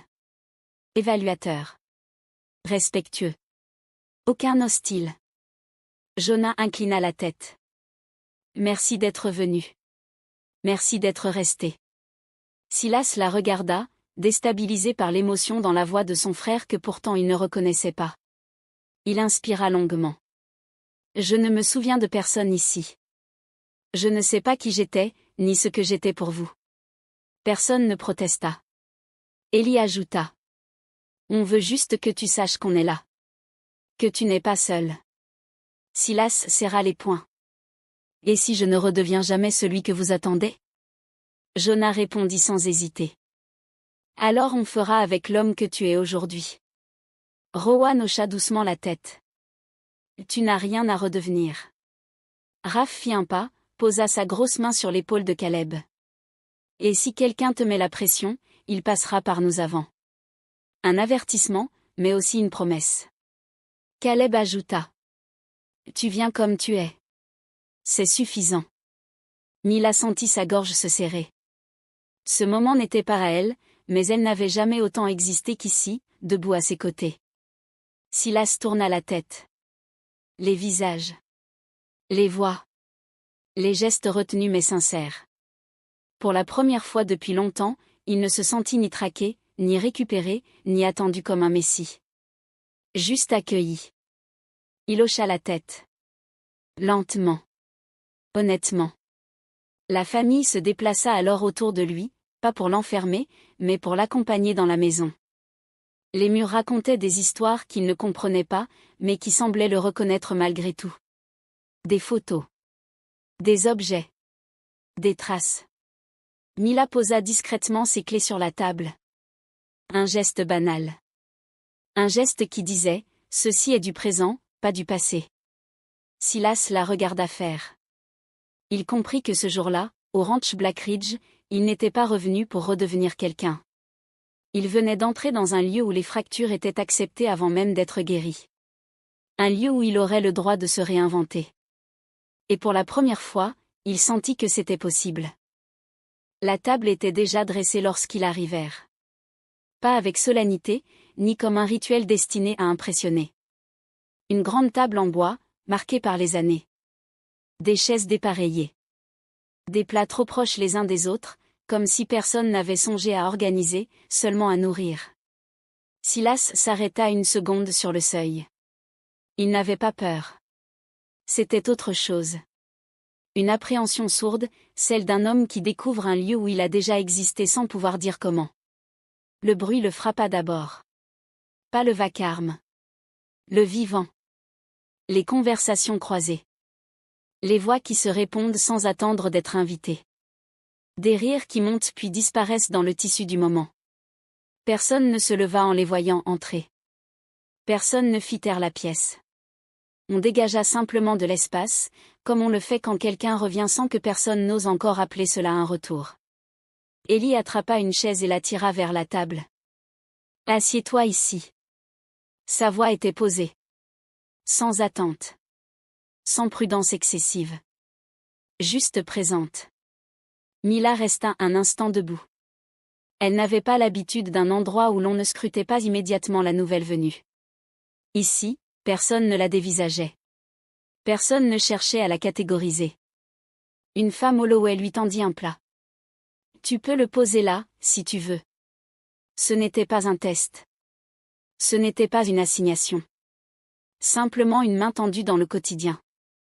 Mila déposa le plat à l'endroit indiqué. Personne ne commenta. Personne ne rectifia. Elle respira plus lentement. Jonah s'installa en bout de table. Pas comme un chef. Pas comme un arbitre. Seulement comme un homme qui tient une place parmi d'autres, tout en portant la structure invisible. Rowan s'inclina vers Milo, le plus jeune, qui parlait trop fort. « Attends que tout le monde soit servi, s'il te plaît. » Le garçon leva les yeux et hocha la tête sans protester. Mila observa. Le respect circulait sans hiérarchie formelle. La place de chacun n'était ni conditionnelle ni disputée. Ils commencèrent à manger. Pas dans un silence figé. Pas dans un brouhaha forcé. Juste dans une circulation de voix. On parlait du temps, du bétail, d'un cheval récalcitrant, d'une clôture à réparer, d'un enfant qui avait réussi à lire une phrase entière sans se tromper. Rien de spectaculaire. Rien qui bouleverse une vie. Et pourtant, tout ce qui lui manquait depuis toujours. Personne ne parla de Silas. Personne ne lui demanda de se souvenir. Personne ne chercha à vérifier s'il méritait la chaise qu'on lui avait donnée. Il sentit une tension glisser de sa poitrine vers son ventre, comme quelque chose qu'on relâche enfin. Mila, elle, peinait à avaler quoi que ce soit. Non par peur. Par surcharge. Tout ce qu'elle voyait contredisait ce qu'elle avait appris. Les familles ne duraient pas. Les tables se brisaient avant qu'on s'y attache. Les places se retenaient, s'achetaient, se perdaient. Ici, on restait simplement parce qu'on était venu. Silas posa discrètement sa main près de la sienne. Il ne la saisit pas. Il ne la guida pas. Il était juste là, solide, un point fixe dans un univers qu'elle ne comprenait pas encore. « Tu vas bien » murmura-t-il. Elle acquiesça après une seconde de trop. « C'est beaucoup. » Son sourire fut fatigué. Sincère. « Pour moi aussi. » Ellie se leva chercher une autre bouteille. « Quelqu'un en veut ?» Plusieurs voix répondirent sans justification. Rowan croisa le regard de Mila. Pas avec curiosité. Avec une douceur dépourvue de piège. « Tu peux rester autant que tu veux. Ici, on ne compte pas les jours. » Mila sentit ses yeux brûler. Elle détourna la tête. Non pour cacher, mais pour préserver ce qui venait de naître en elle. Silas comprit sans qu'elle dise un mot. Ce n'était pas un dîner. Ce n'était pas un test passé avec succès. Ce n'était pas une initiation. C'était une table qui ne rejetait pas. Une table où l'on ne mesure pas la valeur d'une présence. Une table où continuer d'exister suffisait. Et pour la première fois depuis des années, Mila se surprit à penser à ce que cela ferait, peut-être, de ne pas partir avant la fin. Le ranch était silencieux. Pas le silence confortable d'une soirée paisible. Un silence suspendu. Celui des veillées où l'on sait qu'il reste encore quelque chose à dire. Jonah avait proposé qu'ils restent tous les 4 après le repas. Ellie avait ramené du café. Caleb et Raph avaient pris place près du feu, sans un mot. Silas hésita un long moment avant de s'asseoir. Il regarda ses frères. Ces hommes qui semblaient le connaître par milliers de détails qu'il n'avait plus en lui. Ces visages qui attendaient sans exiger. Ils étaient 3 à respirer trop doucement, trop attentivement.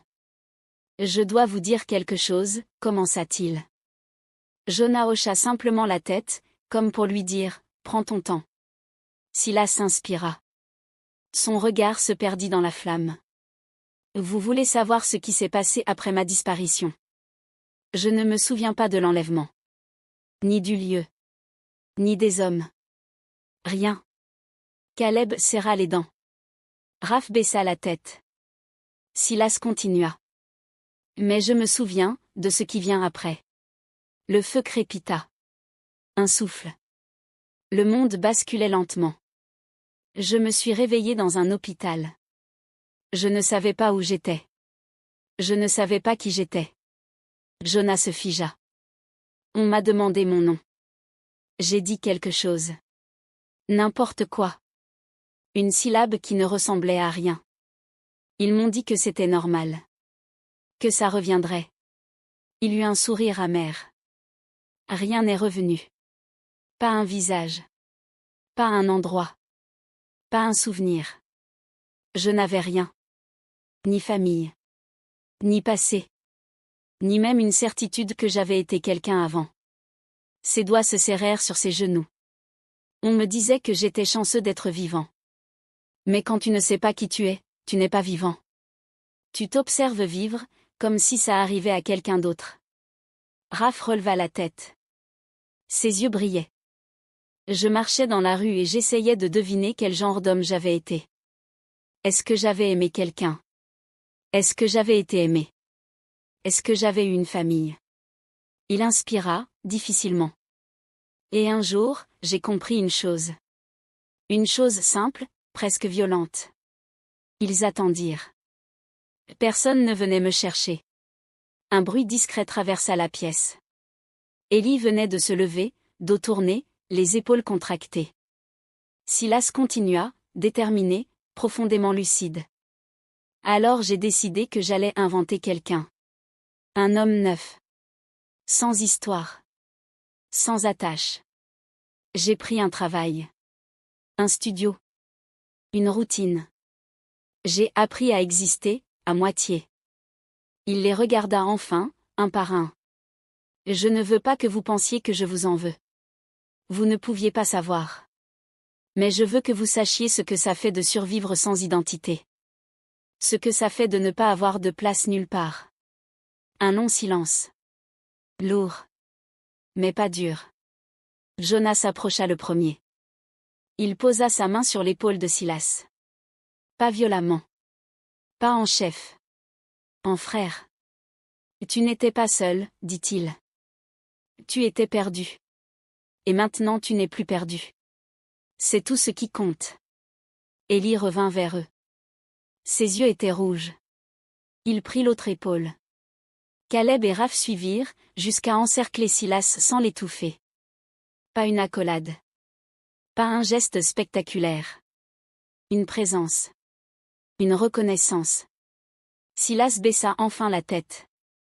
Sa voix trembla légèrement. Maintenant que je vous ai retrouvé, j'ai peur de ne pas savoir comment redevenir. Jonas répondit sans hésiter. Alors ne redeviens pas, deviens qui tu veux avec nous. Silas ferma les yeux.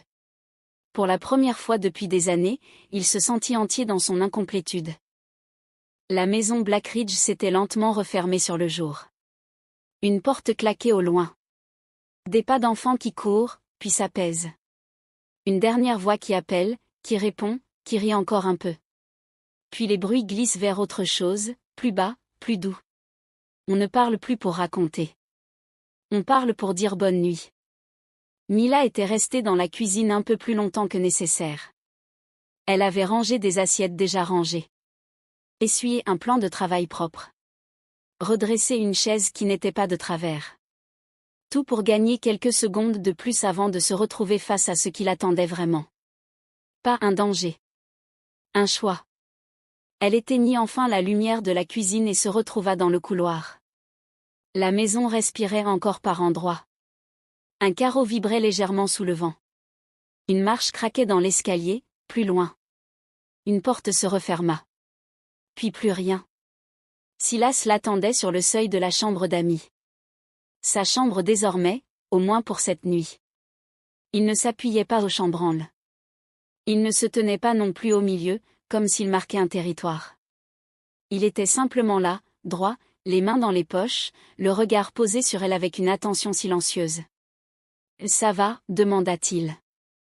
Elle hocha la tête. « Trop vite. » « Oui. » Ce n'était pas faux. Ce n'était pas complet non plus. Elle s'arrêta à un pas de lui. La lumière du couloir dessinait sur son visage quelque chose que l'on ne voyait pas en plein jour. Les traits un peu fatigués. L'ombre d'une cicatrice qu'elle n'avait jamais vraiment remarquée sur sa tempe. La façon dont sa bouche se tendait légèrement quand il cherchait à rester calme. « Tu es sûr de vouloir rester ici ce soir ?» demanda-t-elle. Il prit le temps de répondre. « Je suis sûr de vouloir rester avec toi. » Les mots ne montèrent pas. Ils ne tombèrent pas non plus comme une déclaration dramatique. Ils se posèrent entre eux, nets, stables. Elle inspira lentement. « Alors entre, dit-il. » Cette fois, ce fut lui qui recula pour la laisser passer. La chambre n'avait rien d'exceptionnel. Un lit double. Une commode ancienne. Une lampe sur un chevet. Un couvre-lit un peu trop épais pour la saison. Mila fronça légèrement les sourcils. Elle s'attendait à quelque chose de plus rustique. Elle posa son sac dans un coin. Elle sentit Silas refermer la porte derrière eux. Le clic de la poignée eut un effet disproportionné sur son corps. Une petite tension au creux du ventre. Un écho dans sa nuque. Elle se tourna vers lui. Il ne s'était pas avancé. Il était resté près de la porte, comme s'il lui laissait tout l'espace, toute la décision. « Si tu veux que je dorme dans le salon ?» commença-t-il. Elle secoua la tête avant même qu'il ne termine. « Non. » Une seconde de silence. Elle ajouta. « Je ne veux pas que tu sois ailleurs. » Il la regarda plus attentivement. Il ne lui demanda pas si elle était sûre. Pas cette fois. Il la connaissait assez pour savoir qu'elle n'offrait rien qu'elle ne soit pas prête à assumer. Elle retira ses chaussures. Le tapis sous ses pieds était un peu râpeux, mais chaud. Elle sentit soudain la fatigue la rattraper. Pas celle des heures. Celle des années à rester en mouvement. « Je vais me changer », dit-elle simplement. Il hocha la tête. « Je t'attends. » Elle prit quelques vêtements dans son sac et se rendit dans la petite salle de bain attenante. Un miroir, un lavabo, une douche. Rien pour distraire. Rien pour fuir. Elle se regarda à peine. Elle retira lentement ses vêtements, un par un. Elle ne chercha pas à se rendre jolie. Pas plus que d'habitude. Elle choisit un t-shirt large et un short simple. Rien de fragile, rien de spectaculaire. Juste elle. Ses cheveux tombèrent sur ses épaules, légèrement décoiffés. Ses jambes étaient nues, marquées par des traces de vie plus que par la perfection. Elle se regarda une seconde. Pas pour se juger. Pour s'accepter comme elle était. Comme il la verrait. Quand elle revint dans la chambre, Silas s'était assis sur le bord du lit. Il n'avait retiré que ses chaussures et sa chemise, qu'il avait posées sur la chaise. Il ne restait qu'un t-shirt gris et un jean. La simplicité d'un homme qui n'avait jamais vraiment eu de scène pour se déshabiller. Il leva les yeux vers elle. Le regard ne descendit pas brutalement. Il la parcourut sans hâte. Les cheveux, les épaules, les mains. La peau nue de ses jambes. Il n'y avait pas de prédation dedans. Il y avait une forme de gratitude qu'elle ne s'attendait pas à voir. « Tu es belle », dit-il simplement. Elle eut un petit rire incrédule. « Comme ça ?» « Surtout comme ça. » Elle sentit la chaleur lui monter aux joues. Elle vint s'asseoir à côté de lui. Pas collée. Pas éloignée. Juste assez près pour sentir la chaleur de son épaule. « J'ai peur », avoua-t-elle. Il tourna la tête vers elle. « De quoi ?» Elle posa un instant les yeux sur ses mains. « De tout gâcher. De ne plus savoir partir. De m'habituer. » Il réfléchit une seconde. « Moi, j'ai peur de l'inverse », répondit-il. « De ne pas réussir à rester. De faire entrer quelqu'un dans une vie que je ne connais pas encore. » Ils restèrent silencieux. Leur peur se tenait là, côte à côte, comme eux. Silas bougea enfin. Lentement. Il posa sa main sur la sienne. Pas pour la serrer. Pour la couvrir. Geste simple. Poids réel. On peut avoir peur ensemble, dit-il. Elle releva la tête. Ses yeux brillèrent à peine. Et si ça ne marche pas? Alors on saura que ça a existé. Il se tourna davantage vers elle. Il laissa à nouveau un espace. La possibilité de reculer. Elle ne le fit pas. Mila, murmura-t-il. Elle sentit son prénom vibrer dans sa poitrine plus que dans ses oreilles. Si tu ne veux pas, il suffit de me le dire. Elle inspira profondément. Elle sentit que la décision ne se jouait pas dans ses mots, mais dans son corps. Elle se rapprocha. Un genou toucha sa cuisse. Son épaule effleura la sienne. Elle leva la main, hésita un instant, puis la posa sur son visage. Sa peau était chaude, légèrement rugueuse. Il ferma les yeux à ce contact, comme quelqu'un qui reconnaît enfin un geste attendu. « Je veux », dit-elle. Pas plus fort qu'un souffle. Il ouvrit les yeux. Il chercha une dernière fois quelque chose dans les siens. Une trace de doute. Un recul. Il n'en trouva pas. Il se pencha vers elle. Le baiser ne fut ni brusque, ni hésitant. Il fut précis. Défini. La bouche de Silas se posa sur la sienne avec une lenteur qui la surprit. Pas un enlèvement. Une rencontre. Elle répondit immédiatement. Pas par urgence, mais par besoin. Ses doigts glissèrent dans ses cheveux. Ses épaules se détendirent un peu. Elle se sentit basculer vers lui, naturellement. Les gestes se firent plus profonds. Pas plus rapides. La main de Silas quitta la sienne pour venir se poser dans le creux de son dos. Elle sentit la pression juste, ni possessive, ni timide. Il l'attirait sans l'enfermer.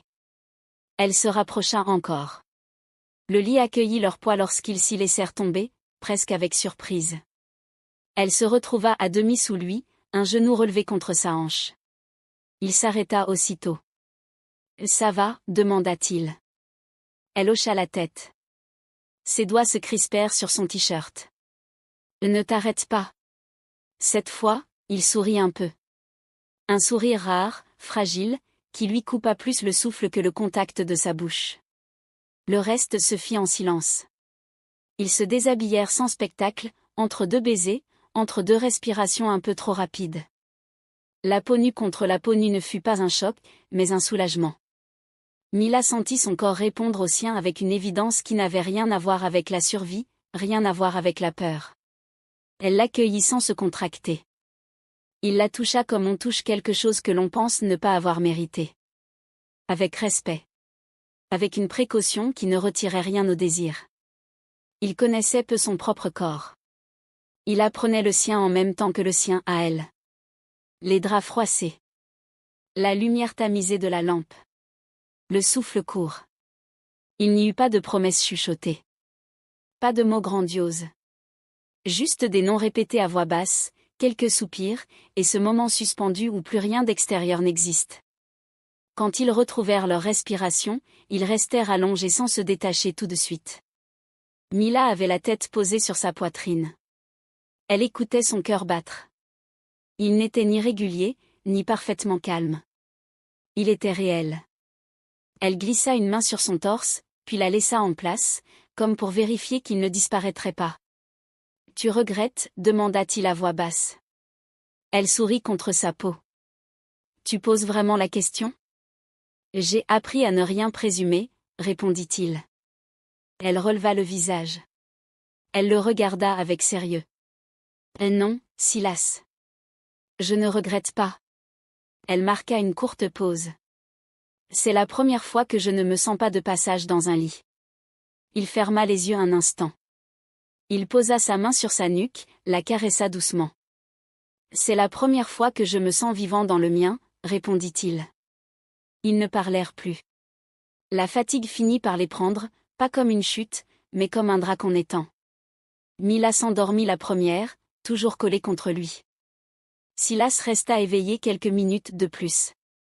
Il regarda le plafond, puis la fenêtre, puis revint à son visage. Il se surprit à penser. Si je dois me souvenir de quelque chose, que ce soit de ça. Puis ses yeux se fermèrent enfin. Dans la maison, tout était calme. Au ranch Black Ridge, cette nuit-là, il ne s'agissait plus de survivre, ni de fuir, ni de cacher. Il s'agissait de faire exister, pour la première fois, un nous qui n'appartenait à personne d'autre qu'eux. Le soleil n'avait pas encore dépassé la colline lorsque Silas ouvrit les yeux.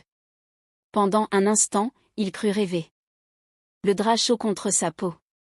Le parfum léger mêlé au sien. La respiration calme, régulière, tout près. Mila dormait encore, abandonnée, sans défense. Pas prête à fuir. Pas en équilibre précaire. Juste là. Il la regarda longtemps, comme si un geste trop brusque pouvait effacer la nuit entière. Rien ne lui revenait du passé, mais cette femme-là, sa présence, sa chaleur prenait la place d'un manque dont il ignorait l'existence. Quand Mila ouvrit les yeux, il était déjà en train de la contempler. « Bonjour », murmura-t-elle. « Bonjour », répondit-il, un sourire discret au coin des lèvres. Elle se redressa, le drap glissant sur sa peau. Silas détourna brièvement le regard, puis revint à elle avec une douceur qu'il ne comprenait pas encore totalement. Ils avaient partagé une nuit entière sans urgence. Sans peur. Sans cette sensation d'imposture qui accompagnait parfois son corps. Juste eux. Juste vrai. La porte frappa doucement. Une fois. Puis une autre. Et Silas? C'était Jonah. Sa voix n'avait rien d'autoritaire. Rien d'intrusif. Quelque chose de plus grave, plus retenu. Silas se leva, passa un t-shirt. Mila attrapa un pull. Oui, dit-il. Jonah entr'ouvrit la porte. Son regard balaya la scène, mais il ne fronça pas les sourcils. Il constata, c'est tout. Je dois te parler. Toi aussi, Mila. Elle se figea. Silas sentit un frisson le traverser. Qu'est-ce qu'il y a? Demanda-t-il. Jonah inspira, lentement. Calder a parlé. Pas à la police. À un gardien, hier soir. Une crise. Un délire contrôlé, apparemment. Il a dit qu'il avait fait disparaître un Black Ridge pour sauver un Holloway. Silas se figea comme frappé de plein fouet. Mila sentit toute la pièce se contracter autour d'eux. Cela ne veut rien dire, dit-elle, presque trop vite. Jonah secoua la tête. Ça, et autre chose. Il a dit que tu n'étais pas la seule pièce du puzzle. Que toi. Il marqua une pause. Et tu avais vu quelque chose que tu n'aurais jamais dû voir. Silas se redressa brusquement. Le monde bascula. Pas devant lui. Dans lui. Un claquement. Une porte en fer. Une voix qui murmurait « Ce n'est pas ton affaire ». Des bottes sur un sol en béton. Une main qui le pousse. Un tissu sur la bouche. L'odeur du chloroforme. Mila vit son regard changer, devenir plus lointain, plus noir, plus ancien. Et Silas, souffla-t-elle. Il recula d'un pas, comme déséquilibré par un souvenir qui n'avait plus de poids depuis des années. Je me souviens? Dit-il. Mila pâlit. Jonah se rapprocha vivement. Quoi? Qu'est-ce que tu as vu? Silas mit une main sur son front, comme si la douleur venait de l'intérieur. Je n'ai pas vu un accident. Ni une dispute. Il inspira, tremblant. J'ai vu Calder. Avec quelqu'un d'autre. Le père Holloway. Pas un chef. Juste un homme, qui avait peur de perdre sa place. Jonah blêmit d'un coup. Tu veux dire? Silas hocha la tête. Je crois que j'ai vu les deux familles utilisées comme des pions. Et Calder, il pensait que me faire disparaître l'empêcherait de tout perdre. Mila porta la main à sa bouche. Silas. Il la regarda, et dans ses yeux, Mila vit un homme en train de naître une deuxième fois. Et c'était moi, dit-il. J'ai été au mauvais endroit au mauvais moment. Silas serra les poings. J'ai été neutralisé parce que j'avais compris quelque chose. Jonah recula d'un pas, choqué. Si c'est vrai, tout ce qu'on croit savoir depuis notre enfance est faux. Mila sentit une chaleur froide lui remonter dans la poitrine. Et si Calder sort de prison un jour, il viendra finir ce qu'il a commencé. Silas la fixa. Mais maintenant, je ne suis plus seule. Mila posa sa main sur son torse. Et moi, je ne te laisserai plus disparaître. Jonah observa la scène, le souffle court. On doit vérifier tout ça avant que quelqu'un d'autre ne comprenne que tu te souviens. Si Calder a dit ça à voix haute, ces hommes le savent peut-être déjà. Mila blêmit. Il pourrait venir ici. Non, dit Silas. Pas ici. Pas tant que je suis là. Il prit la main de Mila. Ses doigts tremblaient à peine. Je ne sais pas encore tout ce que j'ai vu. Mais je sais ce que je suis maintenant. Et je vais me battre pour ça. Le soleil monta lentement derrière les collines. Un nouveau jour. Un jour où un homme revenu du néant venait de retrouver la pièce manquante de son histoire. Et où la menace qui plane depuis des années venait de se réveiller. La nuit était tombée sur le ranch Black Ridge, mais aucune des lumières n'avait été éteinte. Pas ce soir. Depuis les révélations du matin, quelque chose flottait dans l'air. Pas la peur. Pas encore. Une tension plus profonde. Comme si toute la vallée avait retenu son souffle. Silas marchait dans la cuisine, incapable de rester immobile. Mila l'observait depuis l'encadrement de la porte. « Tu tournes en rond », dit-elle doucement. Je réfléchis. Non. Tu te prépares. Il s'immobilisa. Elle avait raison. Il s'y préparait sans même l'admettre. Il finit par s'asseoir, lentement, comme un homme qui se résout à affronter une vérité qu'il aurait préféré garder floue. Je me souviens par fragments, dit-il enfin. Pas assez pour comprendre toute l'histoire. Juste assez pour savoir que j'ai été utilisé. Pas utilisé, corrigea Mila. Ciblé. Il hocha la tête. Ce n'est pas seulement Calder.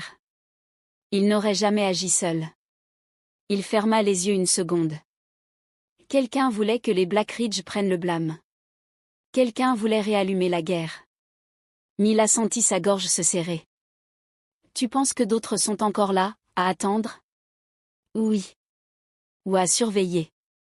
Depuis le moment où cet homme au café m'a reconnu, on est suivi. Peut-être depuis plus longtemps. Un silence lourd s'installa. Pas de panique. Une lucidité froide. Mila inspira profondément. Alors on ne part pas. Silas releva brusquement la tête. Et Mila? Non. Je ne pars pas. Elle s'approcha de lui, posa les mains sur ses joues. Tu crois vraiment que je vais te laisser affronter une ombre vieille de 10 ans, seule, alors que tout commence seulement à s'ouvrir pour toi? Elle secoua la tête. Je suis restée quand tu n'avais rien. Je vais rester quand tu retrouves tout. Il ferma les yeux, la respiration tremblante. Je ne veux pas qu'on te fasse du mal pour ce que j'ai vu. Tu crois que la solitude me protégerait? Elle sourit, triste et douce. J'ai été seule toute ma vie. C'est ici que ça s'arrête. Il posa son front contre le sien. Je t'aime. C'était la première fois qu'il le disait. Pas une déclaration de sauvetage. Pas une réparation. Une vérité née de la peur de la perdre. Mila sourit, les yeux brillants. Je t'aime aussi. Et je te choisis.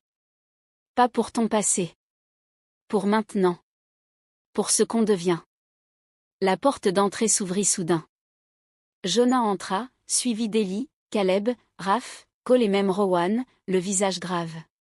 Ils s'arrêtèrent en voyant le couple. On vous dérange? Demanda Ellie, malgré la tension. Silas se redressa, Mila à ses côtés. Non. Venez. On a besoin de parler. Ils prirent place autour de la grande table. Les chaises grinçaient. La maison respirait avec eux. Jonah posa un dossier sur le bois. On a vérifié ce que tu as dit, Silas. Calder n'a pas menti. Il ouvrit le dossier. Il y a 10 ans, quelqu'un finançait des opérations dans l'ombre. Quelqu'un de proche des Holloway, mais pas le père. Un cousin éloigné. Un homme qui a disparu de la circulation juste après ta disparition. Mila sentit Silas se tendre. Tu veux dire que, la guerre Black Ridge Holloway, c'était juste une diversion? Oui, répondit Jonah. C'était une manipulation. Une façon de diviser pour prendre la main sur les terres, sur les contrats, sur la vallée entière. Calder n'était pas le cerveau. Juste l'exécutant. Raph croisa les bras. Et si quelqu'un a voulu tuer Silas alors, ce quelqu'un n'a aucune raison de s'arrêter maintenant. Un frisson glacé traversa la pièce. Mila posa une main contre celle de Silas, volontaire, ferme. On fait quoi maintenant? Demanda-t-elle. Jonah répondit sans détour. Maintenant, on protège Silas. Et on protège ceux qu'il aime. Il regarda Mila. Tu fais partie de la famille. Quoi qu'il arrive. Elle cligna des yeux. Une seconde trop longue. Jonah ne s'excusait jamais. Mais il venait de lui donner une place. Ellie renchérit. On a perdu Silas une fois. On ne le perdra plus. Peu importe contre qui. Peu importe combien ils sont. Caleb hocha la tête. Raph ajouta simplement. On est ensemble. Silas sentit quelque chose se fissurer en lui. Un mur construit pendant des années, un mur qui n'avait plus de raison d'être. La peur était encore là. L'inconnu aussi. La menace ne disparaissait pas. Mais pour la première fois depuis qu'il avait ouvert les yeux dans ce monde amputé de son passé. Il n'était plus seul. Il inspira profondément. Alors on les attend. Et cette fois, je ne vais pas oublier. Mila glissa sa main dans la sienne. Ensemble. La famille autour d'eux acquiesça en silence. Le passé venait de se réveiller. Et cette fois, la vallée serait prête à lui répondre. La nouvelle arriva tôt le matin. Pas en fracas. Juste un appel, bref et sans pathos. Salvatore Calder est mort en prison. Jonah resta immobile un instant. Le shérif en lui enregistra l'information. L'homme, lui, sentit une tension ancienne se relâcher, pas comme un soulagement. Comme un verrou qui cessait d'exister. Il raccrocha. Silas et Mila déjeunaient à la table du ranch lorsqu'il entra. Calder est mort, dit-il simplement. Mila se figea. Silas posa lentement sa tasse. Ce n'était pas une victoire. C'était un constat. Comment? Demanda Silas. Crise cardiaque. Aucun signe de lutte. Aucun contact extérieur. Mila déposa sa fourchette. Ça veut dire que la menace. Jonah secoua la tête avant qu'elle n'aille trop vite. La menace Calder, oui. Mais pas forcément ceux qui ont fait de lui un outil. Silas serra les poings. Il avait oublié beaucoup de choses, mais la peur du vide ne le quittait plus. La peur que tout recommence sans lui, autour de lui, contre lui. Cole arriva 1 heure plus tard. Il avait le visage fermé de quelqu'un qui porte trop de vérité pour une seule journée. J'ai les résultats des investigations que Jonah m'a demandé d'ouvrir, dit-il en entrant dans la cuisine. Et tu dois les entendre, Silas. Avant que quelqu'un d'autre ne te les dise. Silas hocha la tête, droit, ancré. Cole posa un dossier sur la table. Pas pour intimider. Pour rendre concret ce qui ne l'avait jamais été. Mon père et Calder étaient alliés. La phrase tomba comme une pierre dans un lac immobile. Mila sentit l'air changer. Jonah ne broncha pas. Cole continua. Ils ont fait assassiner mon oncle. Parce qu'il était l'héritier naturel de la branche Holloway. Parce qu'il refusait de suivre leur méthode. Il voulait que la vallée se pacifie, et mon père était dans son chagrin. On l'a fait taire. Il se tourna vers Silas. Et toi, tu étais là le jour où ils se sont disputés. Tu n'aurais jamais dû entendre ça. Calder a paniqué. Il a pensé que tu répéterais tout. Il a pensé que si tu disparaissais, la guerre exploserait. Silas ne respira plus. Des images vagues revinrent. Des voix qui montent, des mots coupants, un bras qui le saisit, le noir soudain. Cole ajouta, la voix basse mais sûre. Tu n'étais pas une cible stratégique. Tu étais un enfant au mauvais endroit. Une victime collatérale. Et ça me poursuivra toute ma vie.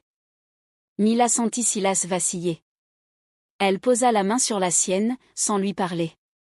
Cole reprit. Ce que Calder a commencé, il l'a terminé en prison, il a tout avoué. Mon père, lui, est mort en emportant ses secrets. Mais la lignée Holloway ne portera plus sa faute. Jonah et moi, on va tout rendre public. On va nettoyer l'histoire. Un silence se posa, épais, mais pas hostile. Silas leva enfin les yeux. Alors tout ça? Ce n'était pas qu'une guerre de famille. Non, répondit Cole. C'était une manipulation d'hommes qui avaient peur de perdre leur pouvoir. Et toi, tu as payé le prix de leur lâcheté. Mila inspira doucement, sa gorge serrée. Et maintenant, demanda-t-elle. Jonah répondit. Maintenant, la menace meurt avec Calder. Ce qui reste, ce sont des morceaux d'histoire. Des cendres. Et ce que Silas choisira d'en faire. Silas ferma les yeux un instant. Quand il les rouvrit, quelque chose avait changé. Pas un souvenir qui revient. Une certitude qui s'installe. Je ne suis pas revenu pour porter leur faute, dit-il. Je suis revenu pour décider de ma vie. La mienne. Pas la leur. Cole hocha la tête. Alors on sera avec toi. Toute la famille. Mila posa sa tête contre son épaule. Silas ne trembla plus. Ce qui devait mourir était mort. Ce qui devait être dit l'avait été. Ce qui devait être réparé commençait seulement. La vallée ne serait plus un champ de bataille. Elle devenait enfin un lieu où l'on pouvait vivre. La lumière dorée de la fin d'après-midi s'étirait sur le ranch, douce et calme, comme si la vallée elle-même expirait enfin après des années retenues. Le vent portait l'odeur du foin coupé. Les rires des enfants résonnaient derrière la maison.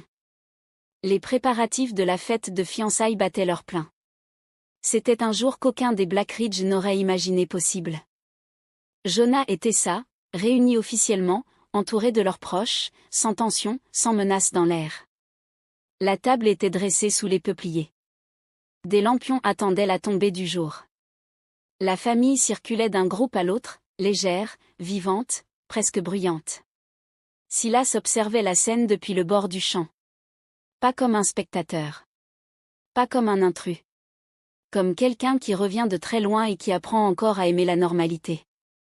Mila le rejoignit sans bruit. Sa présence se glissa dans la sienne comme une respiration familière. « Tu t'en sors ?» demanda-t-elle. Il hocha la tête, un sourire discret accroché au coin des lèvres.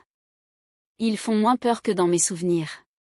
Enfin, dans ce qu'ils auraient pu être. » Elle rit doucement. « Ils t'adorent déjà. Ils ne me connaissent pas vraiment. Personne ne t'a demandé de redevenir l'autre. » Elle posa sa main dans la sienne. Il la tint comme on se tient à la réalité. Derrière eux, Rowan appelait Caleb qui tentait de coincer un ruban au sommet d'une arche de fortune. Raph disputait à Ellie une histoire dont aucun ne se souvenait vraiment pareille. Jonah et Tessa discutaient à voix basse, proches, solides. Une famille. Sa famille. Enfin entière. Mila resserra un peu sa main, comme si elle cherchait le timing exact. Silas. Sa voix n'était pas tremblante. Juste douce, trop douce. Il sentit d'abord l'hésitation, puis la certitude. J'ai quelque chose à te dire. Il se tourna hautement vers elle. Ses yeux à elle brillaient d'une lumière différente, plus calme encore que d'habitude. Elle inspira un peu. Je suis enceinte. Le monde ne se figea pas. Il s'élargit. Silas resta immobile, comme si son corps devait rattraper la nouvelle avant son esprit. Il chercha ses mots, et pour la première fois depuis qu'il avait été retrouvé, son silence n'était pas vide de sens, il débordait. Tu es sûr? Elle hocha la tête, un sourire tremblant au bord des lèvres. Oui. Depuis quelques jours. Je voulais te le dire quand tu serais prêt. Il ne sut pas s'il l'était. Mais il sut qu'il le serait avec elle. Il posa sa main sur son ventre. Pas possesseur. Pas surpris. reconnaissant. Je ne sais pas comment être père, dit-il doucement. Moi non plus, répondit-elle. On va apprendre.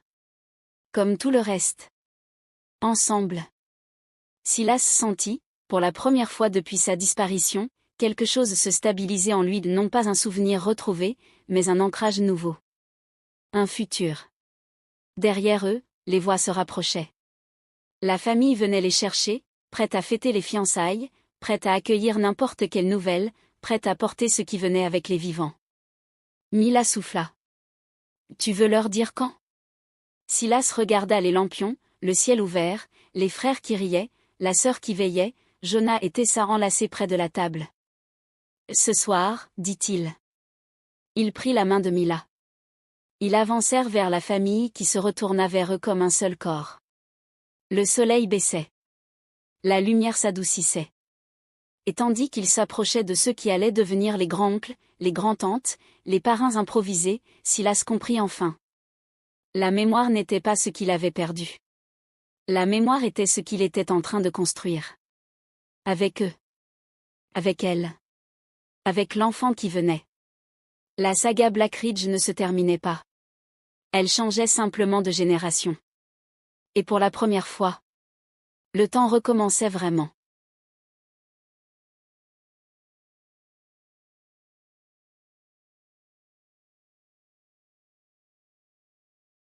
Tu viens d'écouter Le Frère perdu, le dernier tome de la saga Blackridge. Une histoire qui a commencé avec des frères cabossés, une vallée pleine de silence, et qui s'achève aujourd'hui dans la lumière. Silas a retrouvé sa mémoire. Pas pour redevenir l'homme d'avant. Pour choisir qui il veut être, enfin. Et Mila. Mila a trouvé ce qu'elle n'avait jamais eu, une place, une famille, un avenir qui porte son nom. La vallée, elle aussi, respire autrement. Les secrets sont tombés, les anciens démons se sont tus, et une nouvelle génération s'apprête à prendre le relais. Un enfant arrive. Un Blackridge Harris. La preuve qu'on peut guérir sans effacer les cicatrices. Merci d'avoir traversé cette histoire. Merci d'avoir aimé ces personnages, de tome en tome, jusqu'ici. La saga Blackridge se referme.